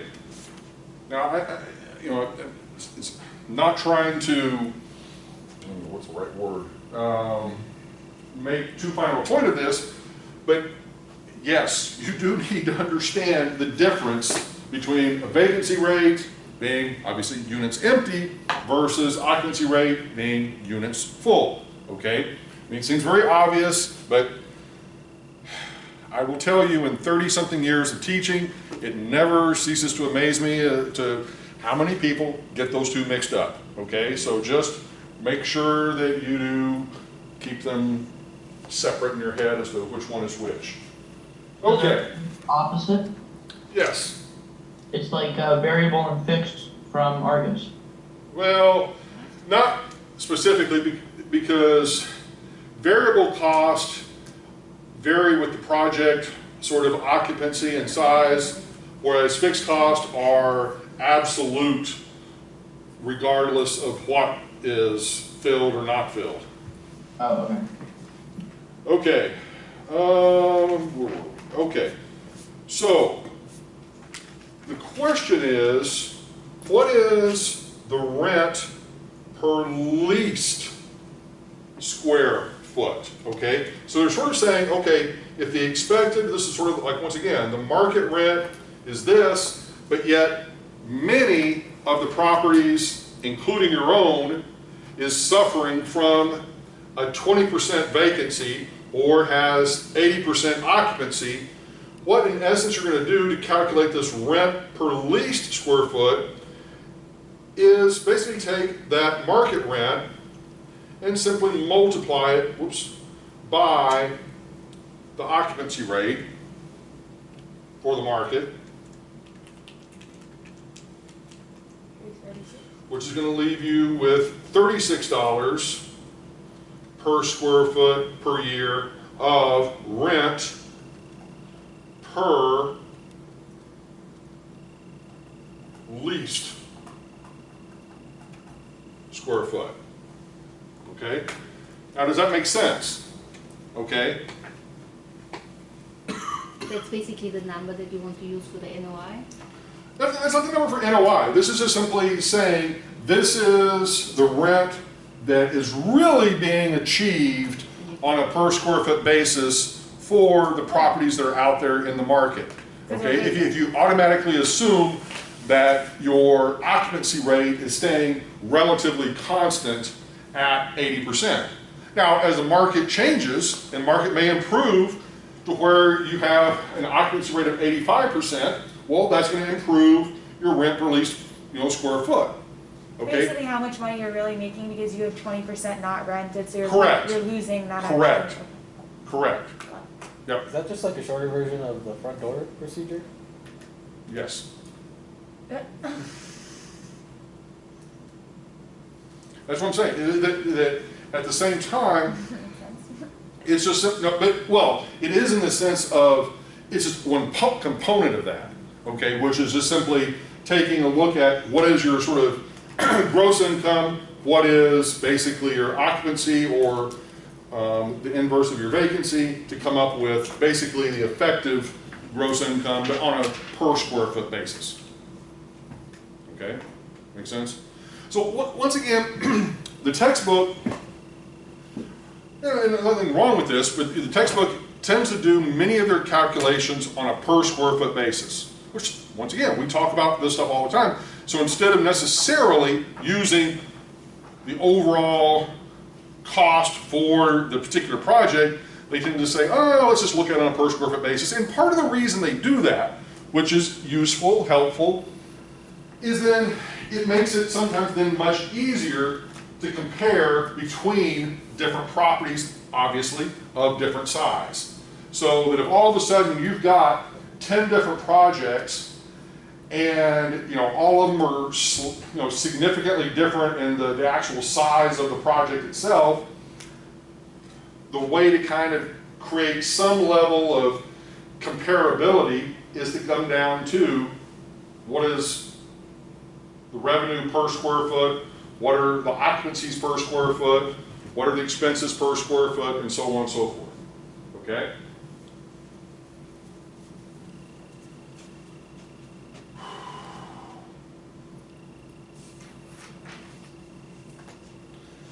All right.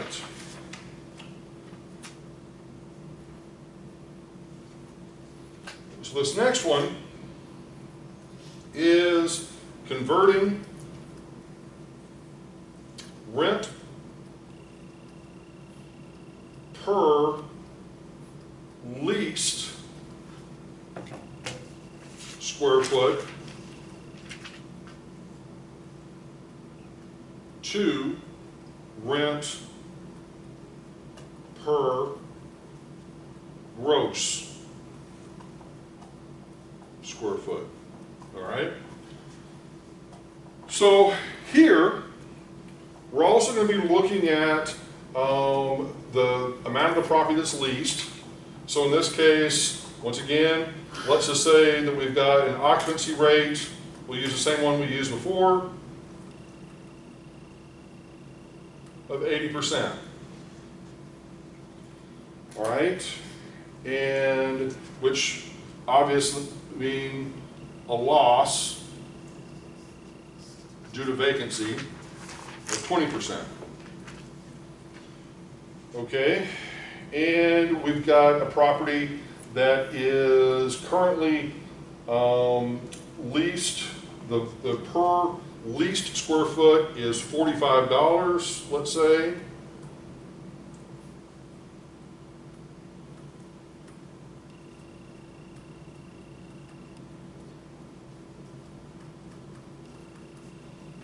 And we are asking you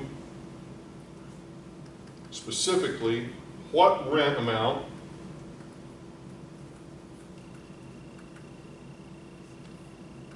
per gross square foot.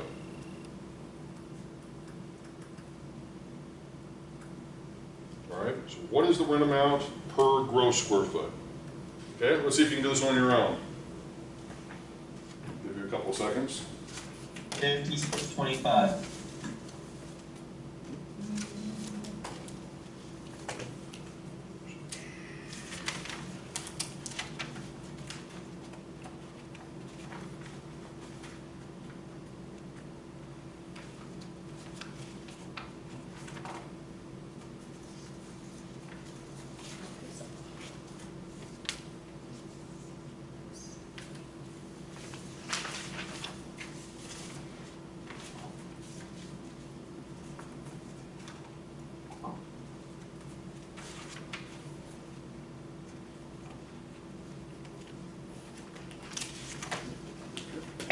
Okay, so what are we going to do? Divide by 0.8. All right. 56.25. So in this case, we take 45 divided by 0.8. 56 times 2, 56.25.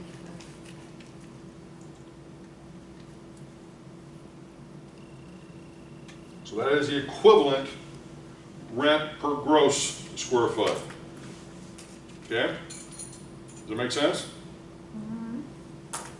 Okay. All right, let's do this. Let's take a quick little 5-minute break. And then we will continue.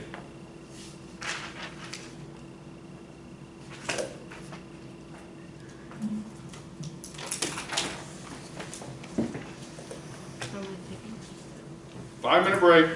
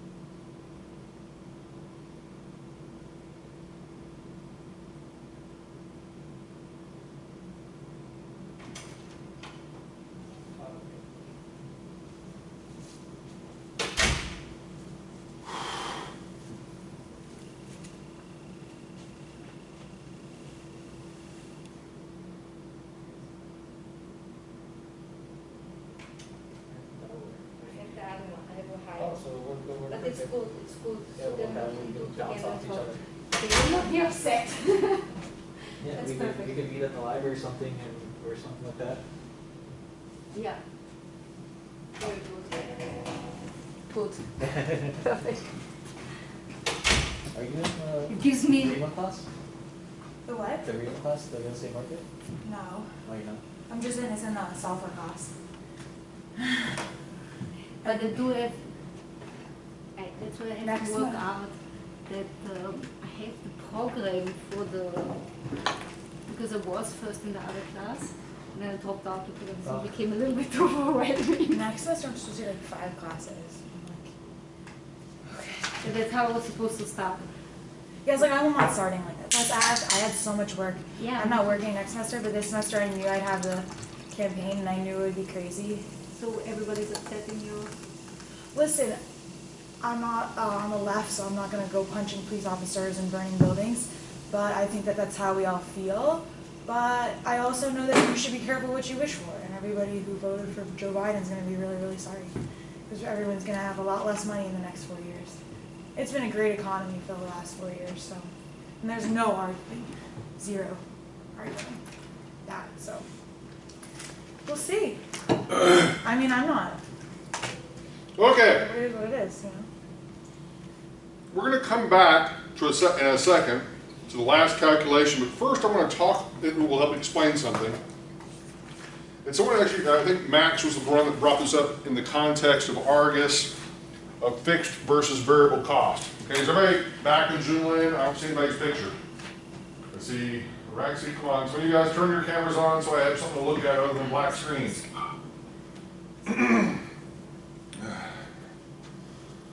Okay, so one of the things that within Argus, but also just from a practical perspective, you need to probably understand for property feasibility analysis is understanding the difference between fixed cost and variable cost. And I briefly just sort of mentioned in a quick response to something that Max had said, is part of what you have to understand about a property is that there are going to be certain expenses you're going to have regardless of whether the property is completely full or it's completely empty. You're going to have other costs that are going to vary depending on how full the property is, okay? And this concept, I mean, I don't know, once again, how many of you at the undergraduate level, took a course in, and they call it, different things, but one of the typical names would be like operations management, okay? And, and it typically, one of the big things that it deals with is this whole thing of fixed cost versus variable cost and kind of looking at, how that impacts profitability of a business and so forth, so on.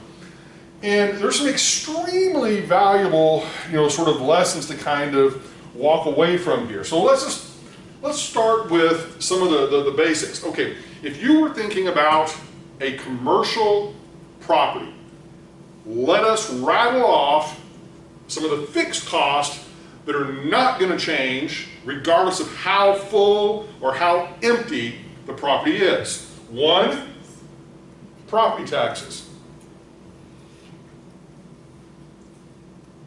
Okay.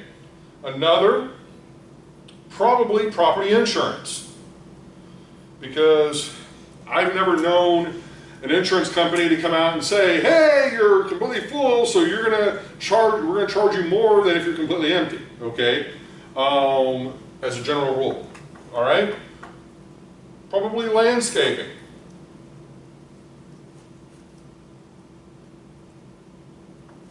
Okay, what else?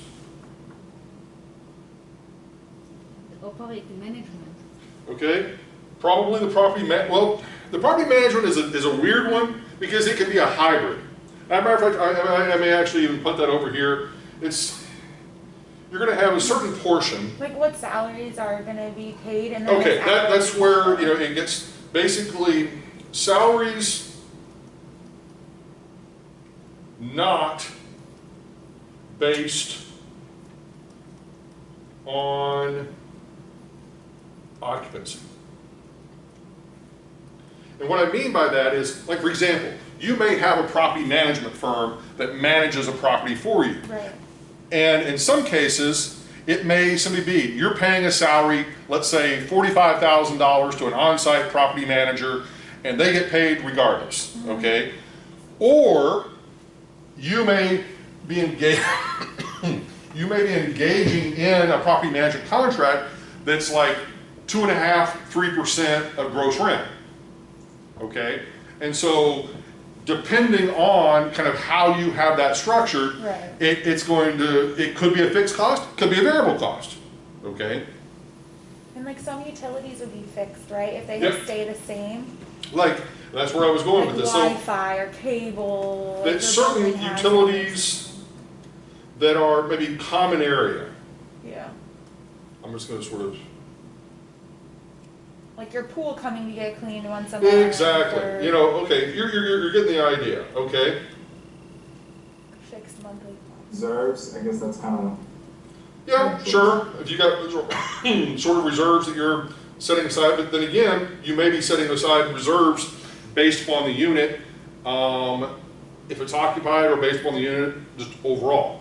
But nonetheless, we're just gonna say, we'll put that in the fixed category. Okay, now then, variable cost. Utilities. Again, utilities. Okay, once again, utilities, but maybe more for the non-common areas. What about like the other, and then obviously the employees?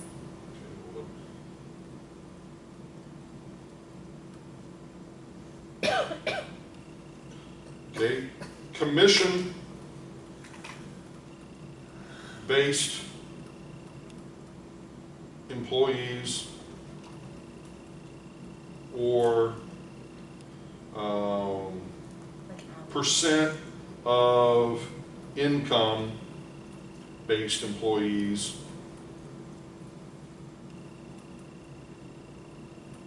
Oh, we left out a big one over here on fixed. Surprised somebody didn't mention it. Your mortgage.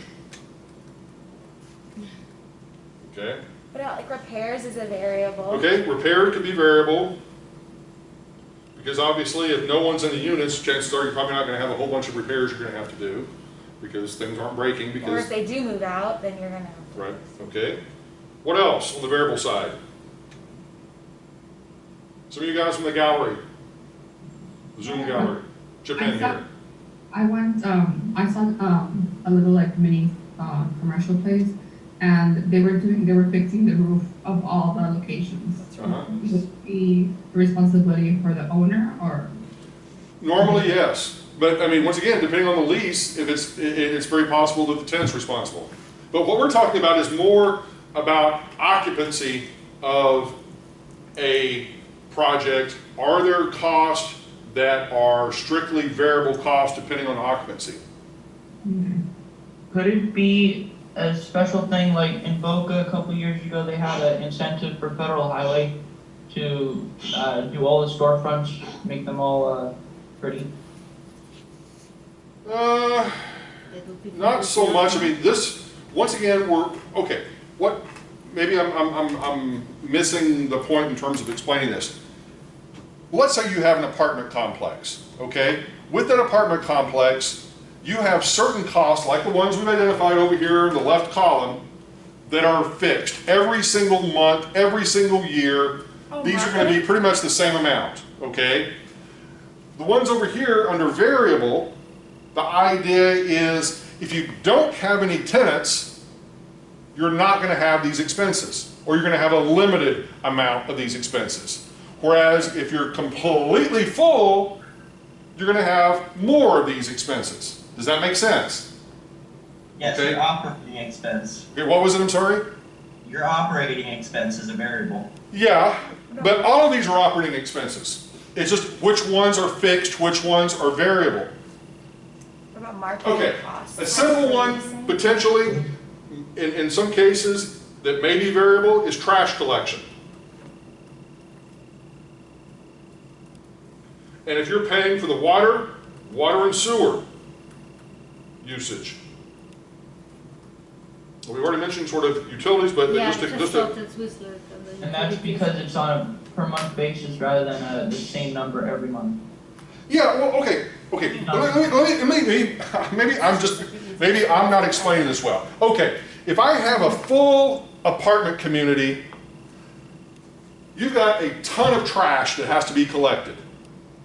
If that project is empty, there's very little trash collection. Same thing for water and sewer consumption. If the project is full, we're using a lot of water and a lot of sewer, okay? If the project is empty, not so much. Now, it could very well be that these costs are passed on to the tenant, but if we have to incur them as the property owner, those are still going to be variable expenses. Does that make sense? Yes or no? Okay? Like, to me, the easiest explanation of this, for the most part, is like the airline industry. Okay? If you have an airline, you have fixed cost, absolutely have fixed cost of, you've got the plane, you've got the pilot, or the pilots, you've got the crew, you've got obviously having to pay for the gate access at the airport, you know, advertising, all of that sort of stuff. Regardless of whether you've got one passenger on that plane or you've got 300 passengers, all of those other things are fixed cost. Yes? Okay? The only thing that really, in terms of variable cost for an airplane, is if you've got a full flight, you are going to use more fuel. Okay? You're also, you know, if you give out snacks and drinks and whatever else, yeah, you're going to have those as variable cost as well. Because if you don't have anybody on the plane, you're not giving away the snacks, you're not giving away the drinks. Okay? And the point I'm trying to get to with this, that maybe I'm not doing a very good job of, is with a real estate property, as with many other types of businesses, the goal initially is to cover all of your fixed cost from whatever income that you are receiving. But once you've covered those fixed costs, hopefully you begin to make much more money, much higher profit margins the closer you get to full capacity. For example, if I'm a real estate property, I may have to achieve 60%, let's say, occupancy to cover all of my fixed costs. But then once I go beyond that 60% occupancy, the only other cost that I've got to incur are these, which are relatively minimal in comparison to the fixed cost. Yes? Yes. So, every dollar that I earn above and beyond, let's say 60% occupancy, I get to keep a higher and higher percentage of those dollars because they're becoming more and more profitable to me. Does that make sense? Because and so the point being is, it's like, and putting it yet in another context, break even maybe at 60% occupancy, and then I get to maybe 70% occupancy and I make a nice, tidy rate of return. But if I can achieve 90% or 95% or virtual almost 100% occupancy, my profit margin goes way up very quickly if I've got a lot of fixed costs that once I've covered, it all, for the most part, becomes profit above and beyond that. Does that make sense conceptually, yes or no? Okay, so that's, I guess, what I'm trying to articulate, and maybe not doing a good job of doing so. Okay, now, having said all of that, part of what we sometimes need to do is simply for the purpose of allocating certain costs to the property, we may have to allocate those costs based upon the actual revenue that we have received. And in so doing, that gets back to the previous calculation that we did not do correctly. Okay? The calculation that we did originally, and I just went along with it, was we said, all right, we're getting $45 a rent per leased square foot, and somebody yelled out, oh, divide that by 80%.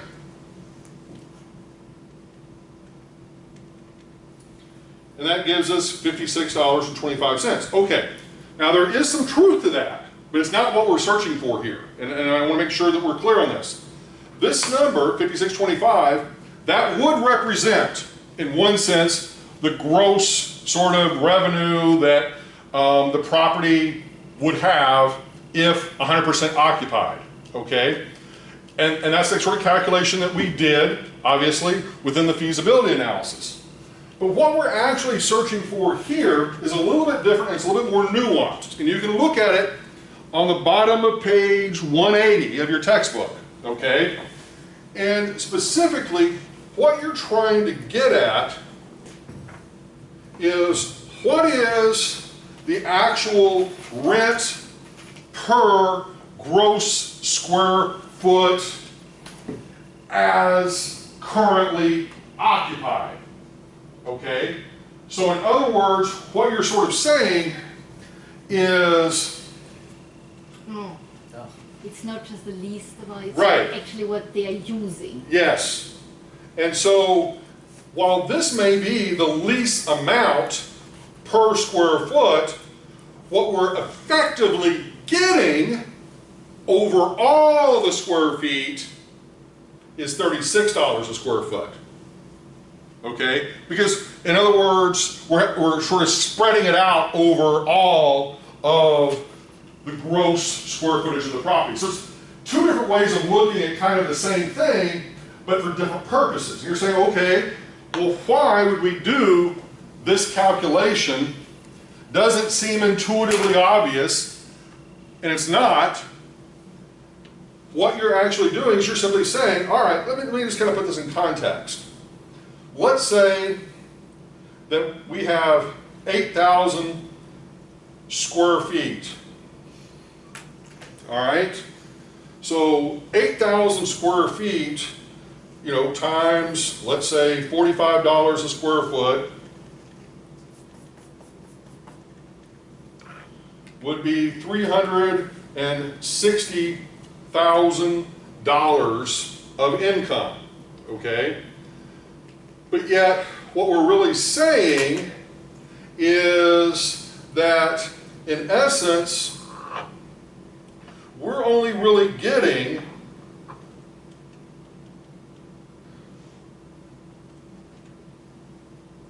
if the property is actually full, 10,000 square feet is the actual size of the property. This is how much is full. This is occupied space.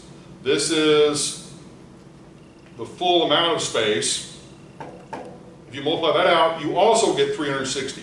So all you're doing is you're trying to create an equivalent sort of for the amount of space that the property has in gross, how much are they actually receiving on a per square foot basis. So that's what this calculation does. Does that make sense? And the reason why we do this calculation is because now we can sort of say, okay, we have certain costs that may be allocated on a per square foot basis, and we need to allocate those costs over the entire 10,000 square feet,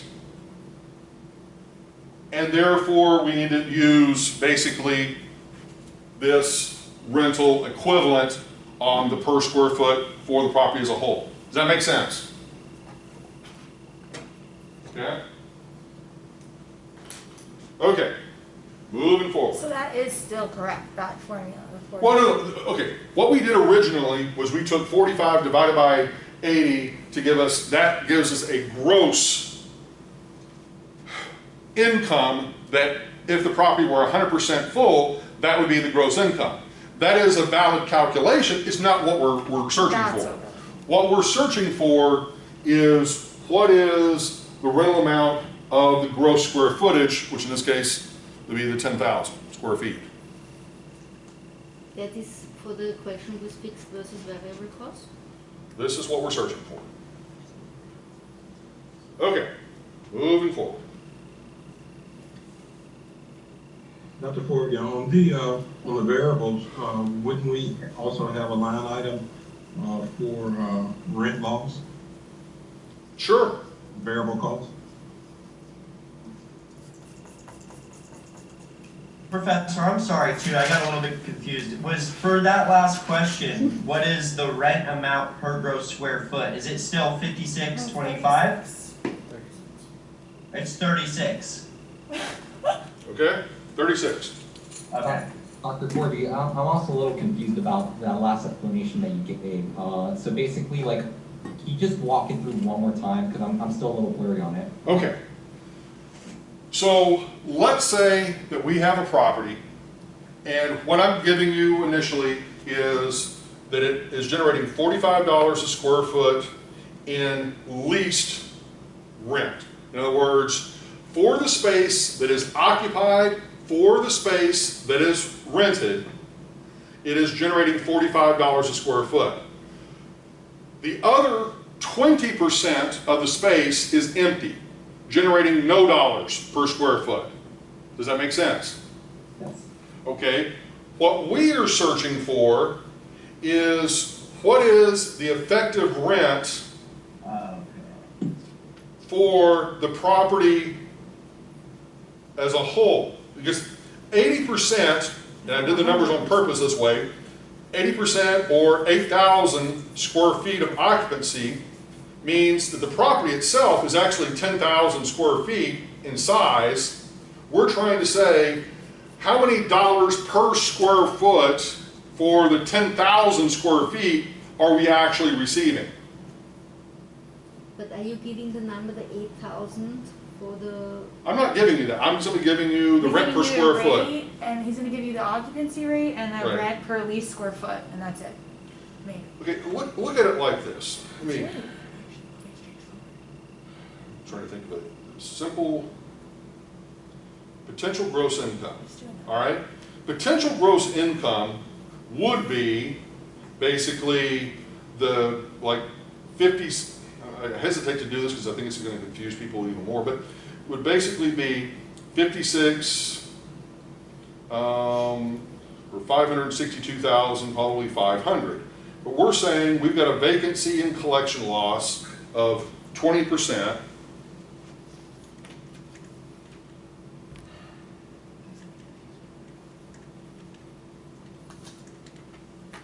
Or 111, or sorry, 112,500, which would give us effective gross income of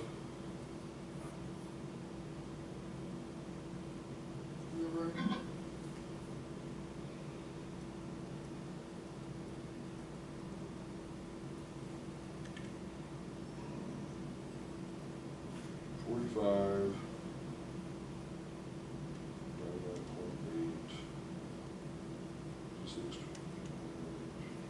Times 10,000 is 50, and times 0.2.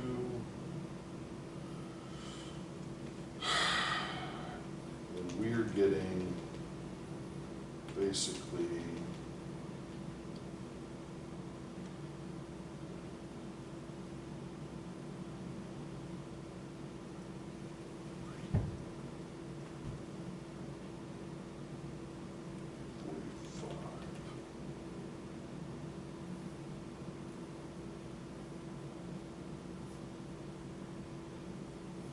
versus 360, which is over 8,000.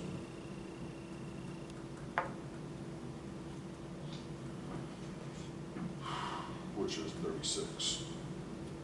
Okay. Yeah, I don't want to explain it that way. That's going to be more confusing. Okay. Is the statement the occupied square footage times the price per rent is gonna be the 36, which is the same as the full square footage times the, what's the number? Gross rent? Okay, let me back up. All right, so if we've got 8,000 square feet, let's just go back to this. That's simpler to explain. 8,000 square feet of occupied space, and it's generating $45 a square foot. That's the equivalent of $360,000 of income received, okay? Now, 8,000 square feet of occupied space with an 80% occupancy rate would mean we have 10,000 square feet if the property were full, all right? But the property is only receiving $360,000 of revenue by virtue of the actual occupancy. So if we're, in essence, is sort of working backwards, and we are really saying, okay, we've got $360,000 of income divided by 10,000 square feet, that gives us $36 a square foot of income per the 10,000 square feet. Or, as worked in the problem, it's simply nothing more than taking the rent per square foot times the vacancy or the occupancy rate of 80% to give us the 36. Okay? All you're doing is just trying to get a dollar amount per square foot for the overall size of the property. That's all you're doing. Okay? That's all we're doing so that we can allocate certain costs that are calculated on a per square foot basis. Okay? That's all we're doing. Okay. Sorry, Professor, so the rent for the property as a whole will be the $36, correct?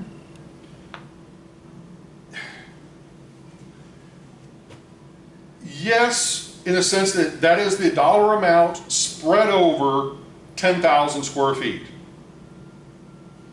Okay? Then my question is, and this is where my confusion at least stems from, what is the difference between the $36 that you just explained as opposed to the $56 and $25, I'm sorry, $56.25 that you explained in the last example? That is if we're backing into full occupancy. You really Because 0.80 is 8,000 of 10,000 square feet. It's 80% of occupancy. Right. It's like you're basically not getting the $45 because you have 20% empty, so you're Correct. losing money, so therefore you're only making $36. On the total It's like lease Right. fees. Okay. This thing. I mean, I don't know how else to explain it. I mean, I really don't. I'm struggling with this because to me, all you're doing is you're simply saying, look, we've got 8,000 square feet of space that is rented out at $45 a square foot. That's $360,000 of income. Okay. Now, what we are attempting to do is to simply say, all right, what does that translate into on a per square foot basis for the entire property? The entire property is 10,000 square feet. So that $360,000 of income divided by 10,000 square feet gives us $36 per square foot. But the point being is, you don't have to do all those calculations. The only calculation you actually have to do is $45 times 0.8, and that gives you the 36. Done. That's it. Times 10,000 for the whole amount. Yeah, but you don't even have to do that. Okay? All you've got to do is this per square foot times the occupancy gives us what is the amount received for the property as a whole on a per square foot basis. That's it. Okay? Okay. Is this different from the rent per lease square foot calculation that we That's where the did prior to confusion that, we did almost the exact same thing with the exact numbers. We did That's do why I'm exact, confused yes. about it. So we did like, our market expected rent was $45 per square foot, and then we just multiplied times the Occupancy rate. 80%, which gave us the exact same number, $36 a square foot. Are they different they're different problems, correct? Yeah. Am I missing something? That's where the confusion is. Rent per lease square foot, they're saying the numbers. So are the same last as- problem set we did before this one, converting rent per lease square foot, the one before that was rent per lease square foot. Like if you keep scrolling up, Yep. Yeah, that's my confusion as well. so and then it seems like we're changing problems, but it literally seems like we're using the exact, like it's almost the exact same problem. It is the same, it's the same calculation, but it's different variables. It is different variables, okay. Yep. Just we use the same numbers, You- so whatever, We just happen to use the same numbers. whatever. Okay, I should have used different numbers. My apologies. But Okay. but the reality is the calculation is the same, but it's different variables. Okay. So where does the last problem start? Where does the calculations for the last problem start? Right there. That's number 5, yeah. Okay. Look in your textbook, page 180. Figure 11.3 is this problem that we have up on the screen. Figure 11.4 is this problem. If you will look at the calculations, they are in essence the same. Just one stabilized vacancy. Right, it's just different variables, Yeah, but same calculation. Same calculation. Multiplication, just different variables, just multiply. okay? Okay, But if I may just add, so if it's the same calculation, like let's say that in the quiz we get. okay, when I say it's the same calculation, you're multiplying a number by another number. It's not the same variables, different variables. Okay, in the first one, if you notice, it's market expected rent. In this one, it is rent per leased square foot. Okay, in this one, yes, it is occupancy rate. In this one, it's also occupancy rate. But the difference is, in the first one, it is what is the market expected rent.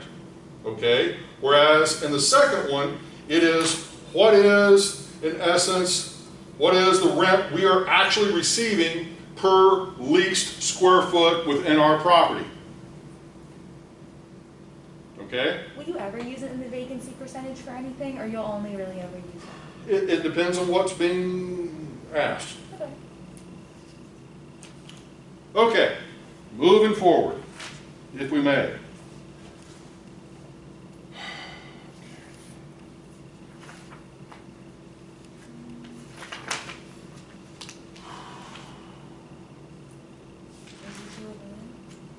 All right, so one of the next things that we are going to look at is our stabilized NOI per gross square foot calculation. Okay, so stabilized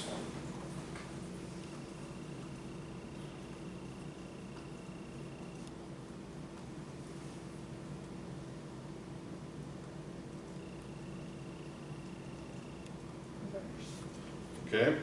Now, in this case, the variable that we start out with is expected rental income. In this case, let's say it's $50 per gross square foot. All right? And let's say that we've got operating costs expected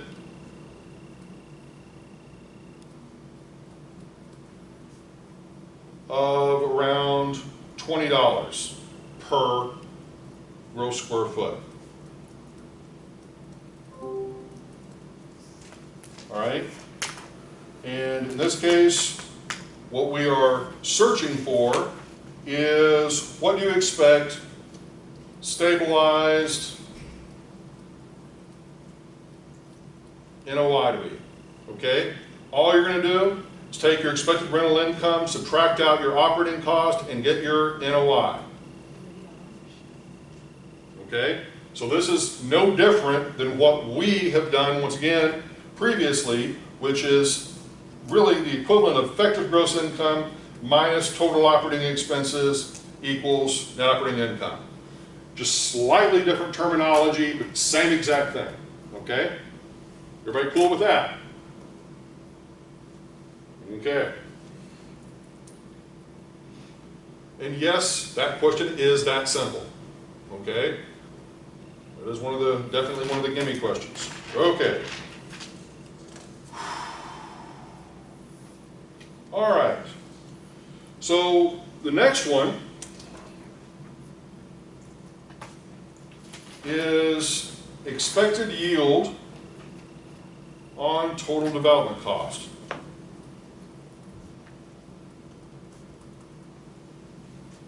Okay, so in this case, let's say that we've got stabilized NOI of $30 per square foot per year, and we have expected total cost of development of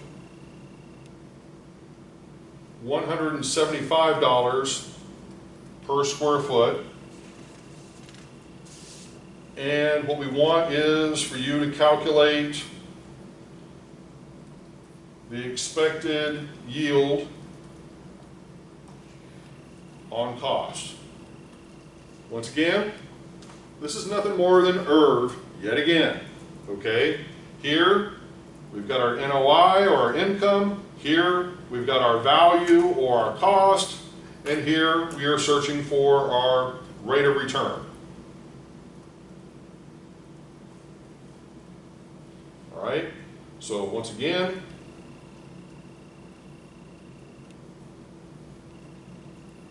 our income is 30, our value 175, and we search for a rate of return or yield.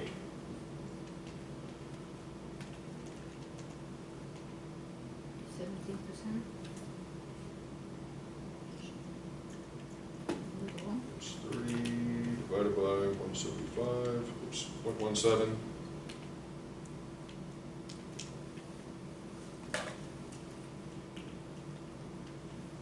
Right?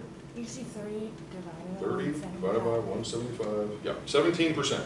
So you should end up with an expected yield on cost of basically 17.14%. Now, yet again, the only thing that's really different about this is the terminology, okay? And here we're simply saying, all right, if we want to get a specific yield, all the word yield means is return, or rate of return, or interest rate, whatever we want to use there. And so in this case, we're saying, okay, we've got income, the stabilized income, meaning that it's gotten to a point of where we're collecting the rents we expect to collect, we've got our expenses under control, and so we're saying that's, let's say, 30 bucks a square foot per year, and then the total overall development cost for the project works out to be $175 per square foot. So we take 30 divided by 175 gives us 17.14% yield on cost. Okay? Now, one of the questions that you may be asking, well, is that the cap rate? Not really, because here you're maybe dealing with, development cost, and it could be this development cost may include land, it may not include land, okay? It's a question of how you're using this potentially internally whenever you're comparing one project to another, okay? And the whole idea behind this is just simply to get some sort of a measure of kind of a rate of return, okay? Make sense? Yes. Okay. Dr. Ford, I have a question. Yep. All of these different acronyms, IRR, ROR, and cap rate and all that, they're all rates of return. Can Yes. you just kind of explain the differences? You No, know, okay, I get confused with them. Here's the reality. Over the past, let's say, let's call it 50 years, roughly, there have been a litany of textbooks written. There have been a litany of software programs developed. There have been, a ridiculous, number of people in a particular market, and every single one of them calls something that's the same thing something different. Okay? To me, it's no different than people in the South. They say, hey, I want a Coke. But then if you go up north to Pennsylvania, they say, I want a pop. It's just like, it's the same exact thing, but it's just called two different things because of regional colloquialism or what they become familiar with because of one textbook author versus another. And in some cases, the textbook authors want to avoid, quote unquote, plagiarizing maybe one another, so they call it something a little bit different. But at the end of the day, it's a cap rate, or it's a net operating income, or it's a value, or whatever. And so, and the problem, unfortunately, as you are experiencing, is you're saying, all right, this is my first introduction to any of this, and I'm confused because all these are, well, and this is going to sound worse than what it's meant to sound. It's sort of like, and I'm going to change the tone of my voice so it doesn't come off the wrong way. It's kind of like, get used to it because that's just the way it is, okay? But unfortunately, that, you have all these different people, but yes, we've tried to coalesce around some reasonably common vernacular, as it relates to these things. But the reality is, people just call them different things for no good reason other than they want to call it something that they're, like for example, another one, I like to call before tax, return on equity, BT ROE, but other people will call that cash on cash, okay? Same thing, just called by two different names. Much like I said today, some people will call the debt service coverage ratio debt coverage ratio. Some will just simply say debt coverage. You want to include the ratio. So it's all in essence the same thing. And so when you say internal rate of return, yes, internal rate of return could be an interest rate, could be a discount rate, could be a cap rate, could be, something else. Now, some of them, yes, do get nuanced in their usage. Like if you say a discount rate, normally that implies you're taking money you're receiving in the future, discounting it back to the present, whereas a compounding rate would sort of say, okay, I'm investing money now, I'm compounding the value for the future. But the reality is, it's an interest rate. That's all it is. It's an interest rate. Okay? Does that answer your question, James?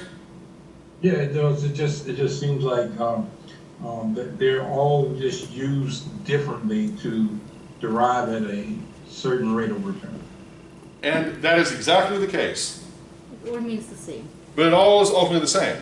That's why you ultimately, you have to kind of come down to just what is it you're really dealing with, and that's part of the reason for me to sort of always fall back to IRV, because to me, IRV is the simplest way to explain most of these things, because most everything emanates from that very basic fundamental relationship that exists within IRV. You have an income, you have a value, and you have a rate of return. But yet on the calculator, there is one function for the interest rate and another one for internal rate of return. And that's only because the interest rate assumes a fixed sort of set of cash flows, whereas the internal rate of return has to use an interpolation function because you have typically different varying cash flows. Okay. But in essence, they're both the same.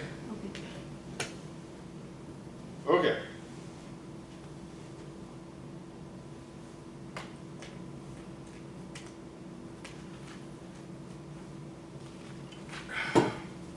All right.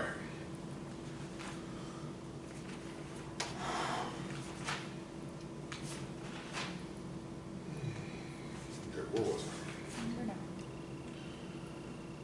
I? All right, so it's expected yield. Yep, got that one. Okay. Now,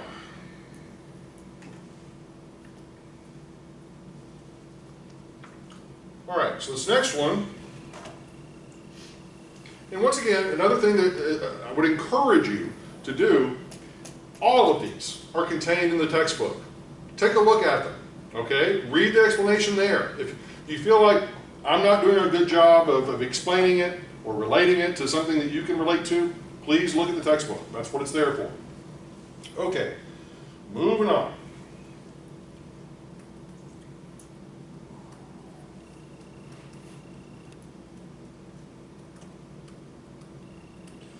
Replacement rent per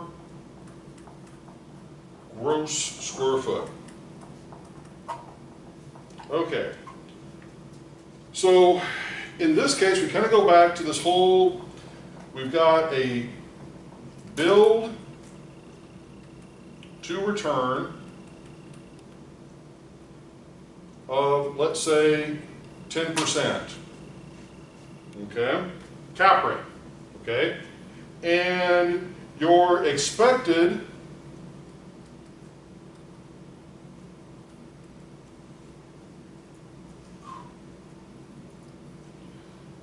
total cost of construction is, let's say, $175 per building square foot. And so here we're even, once again, isolating it out specifically just to the building, not including land. And yet again, the other things, as I said earlier, this, we're looking at everything on a per square foot basis, whereas not normally, whenever I'm teaching this in in terms of talking about rates of return, we're usually using actual numbers as opposed to the per square foot numbers. Now, let's say that we've got expected operating cost or expenses, and those are going to be, let's say, $15 per square foot, okay, per year. All right. What you're going to be asked to do is to calculate the replacement rent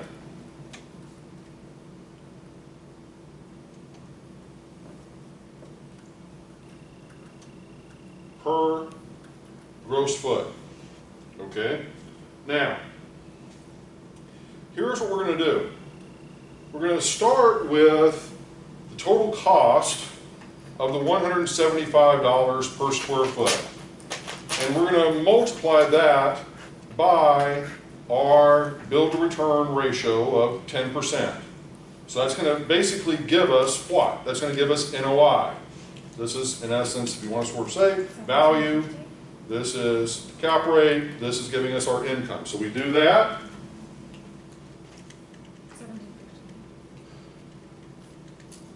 And we get $17.50 as our NOI.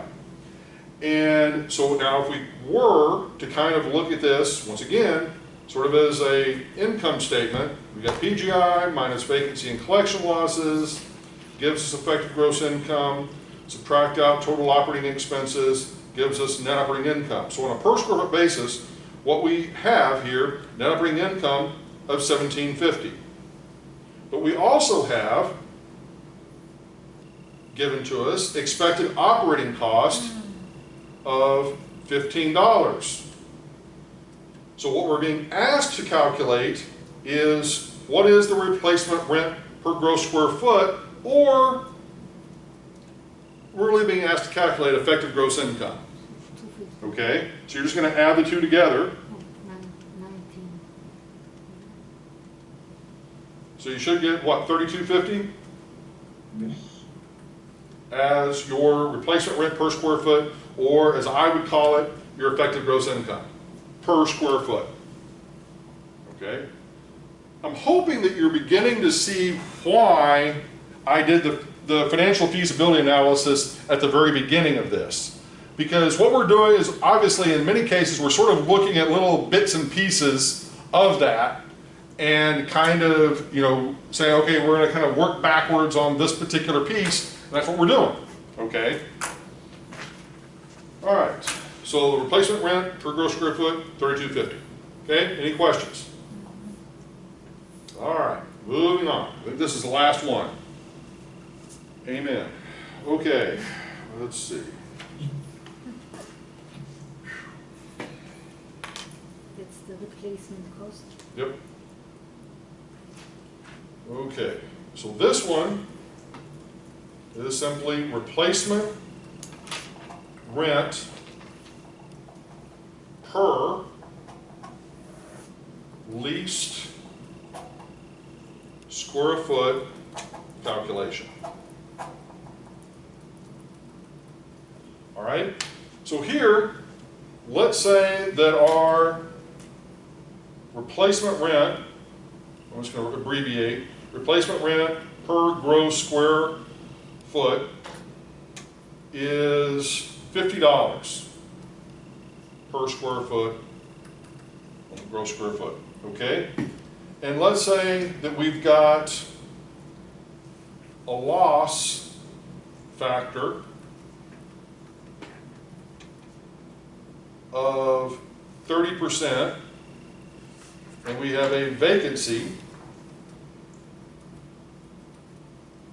of 15%. Okay, so those are the three variables that you are given, and you are asked to calculate the replacement rent per leased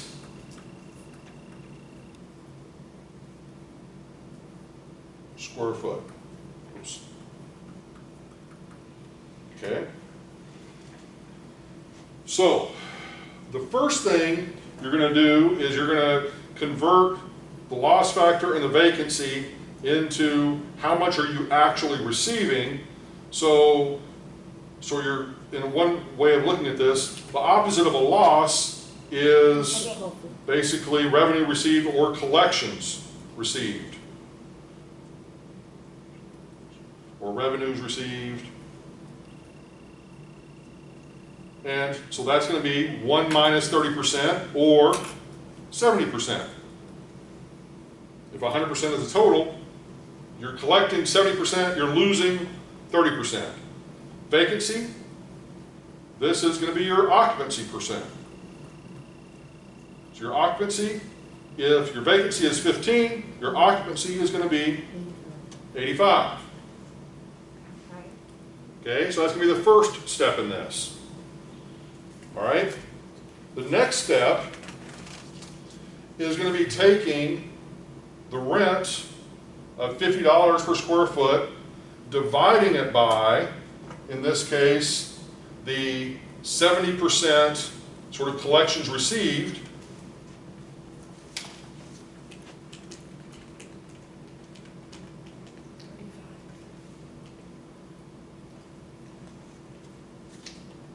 and that would give us 71, let's say 43, okay?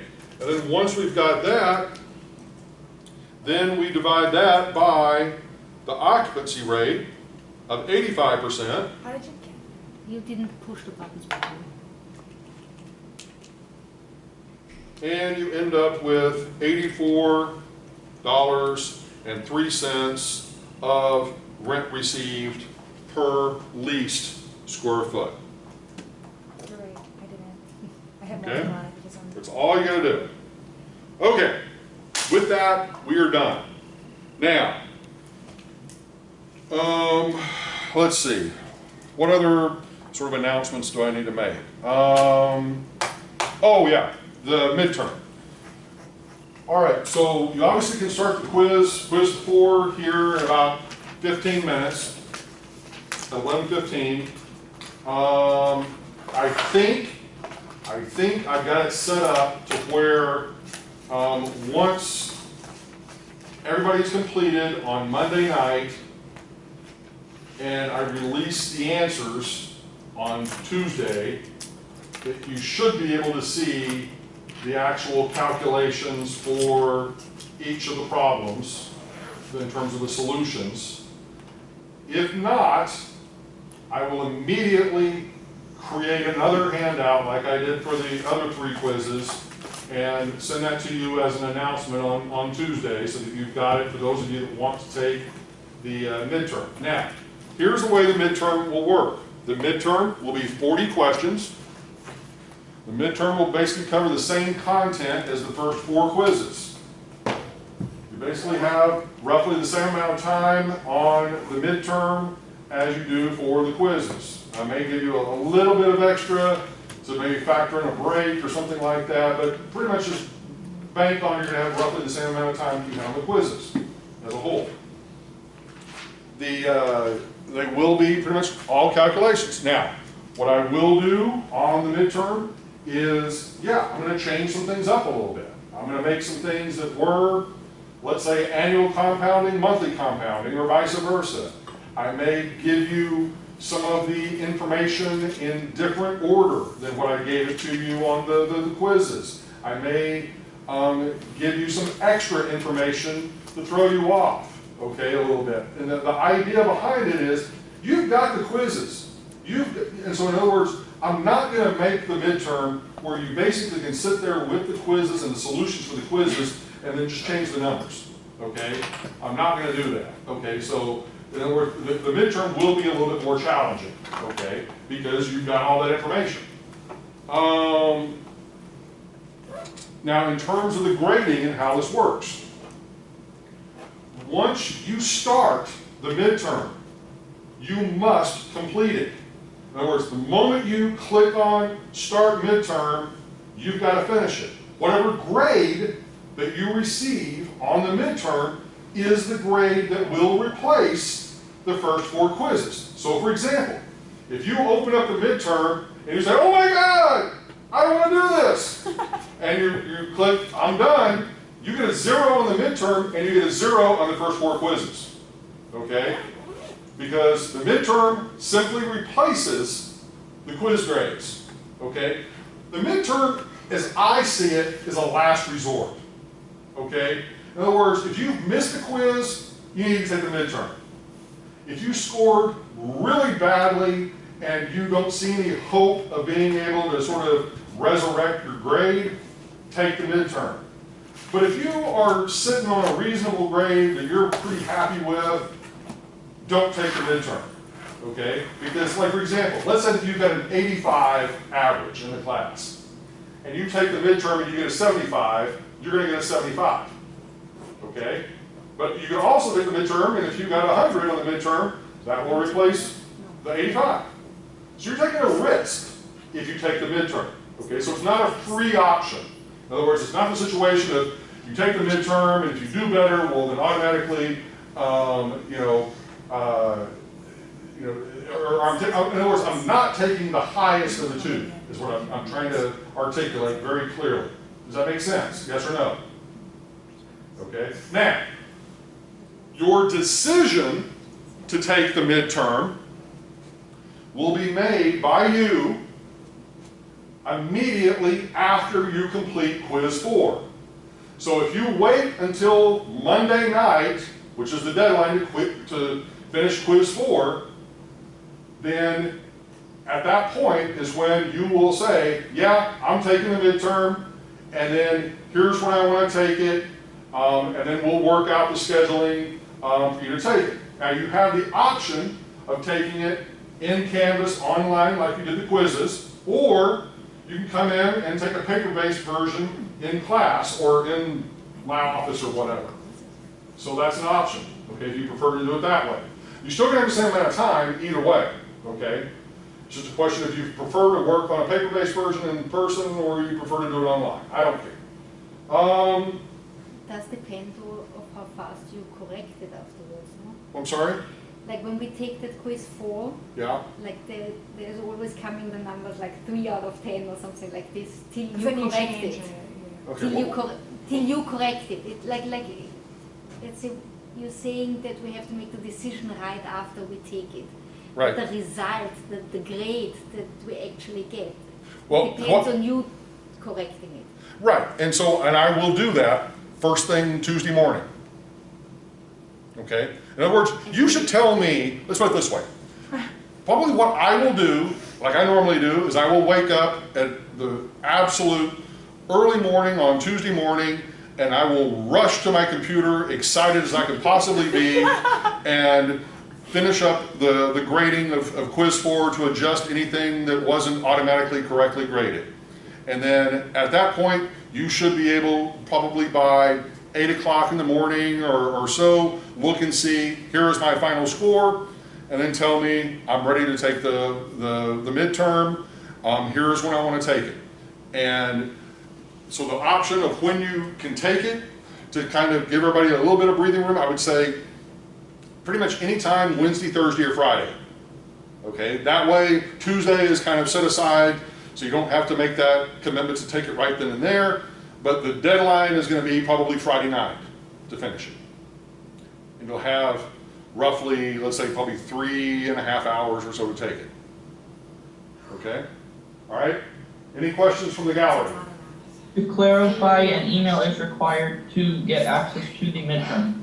That is correct. So in other words, you need to tell me you're taking the midterm. You don't just take the midterm without telling me. You tell me that you're taking it, okay? Is that clear? In other words, it is not an automatic thing. I want to know that you're going to be taking it, okay? Now, looking at the grades in this class, from what I can recall from this morning, out of the 22 of you that are in the class, I think there are only 3 people that don't have a passing grade in the class, okay? So those are probably, I would expect, the 3 people that would probably be taking the midterm, okay? If others of you want to take it, you're welcome to do so, but for the most part, most of you, I mean, there's at least 3 people with perfect scores in the class, and many more with A's and many more with B's. So I don't, foresee that many people taking it. All right? Questions? Okay, we are done. So let me know once again. Now, if you take the quiz today, I will probably look at it sometime later today or tomorrow and make the adjustments on the score. So in other words, there is a benefit to taking the quiz early, in the sense of me making the adjustments to your grade. But many of you, as you would know, wait until Monday night at the very latest moment you can to take the quiz for whatever reason. Okay? All right. With that, we're done. Thanks for the quiz submission. Yep. Yep. Going back, I just question number 2, I just want to verify that I have this correct. It's easier when you take it. For the backdoor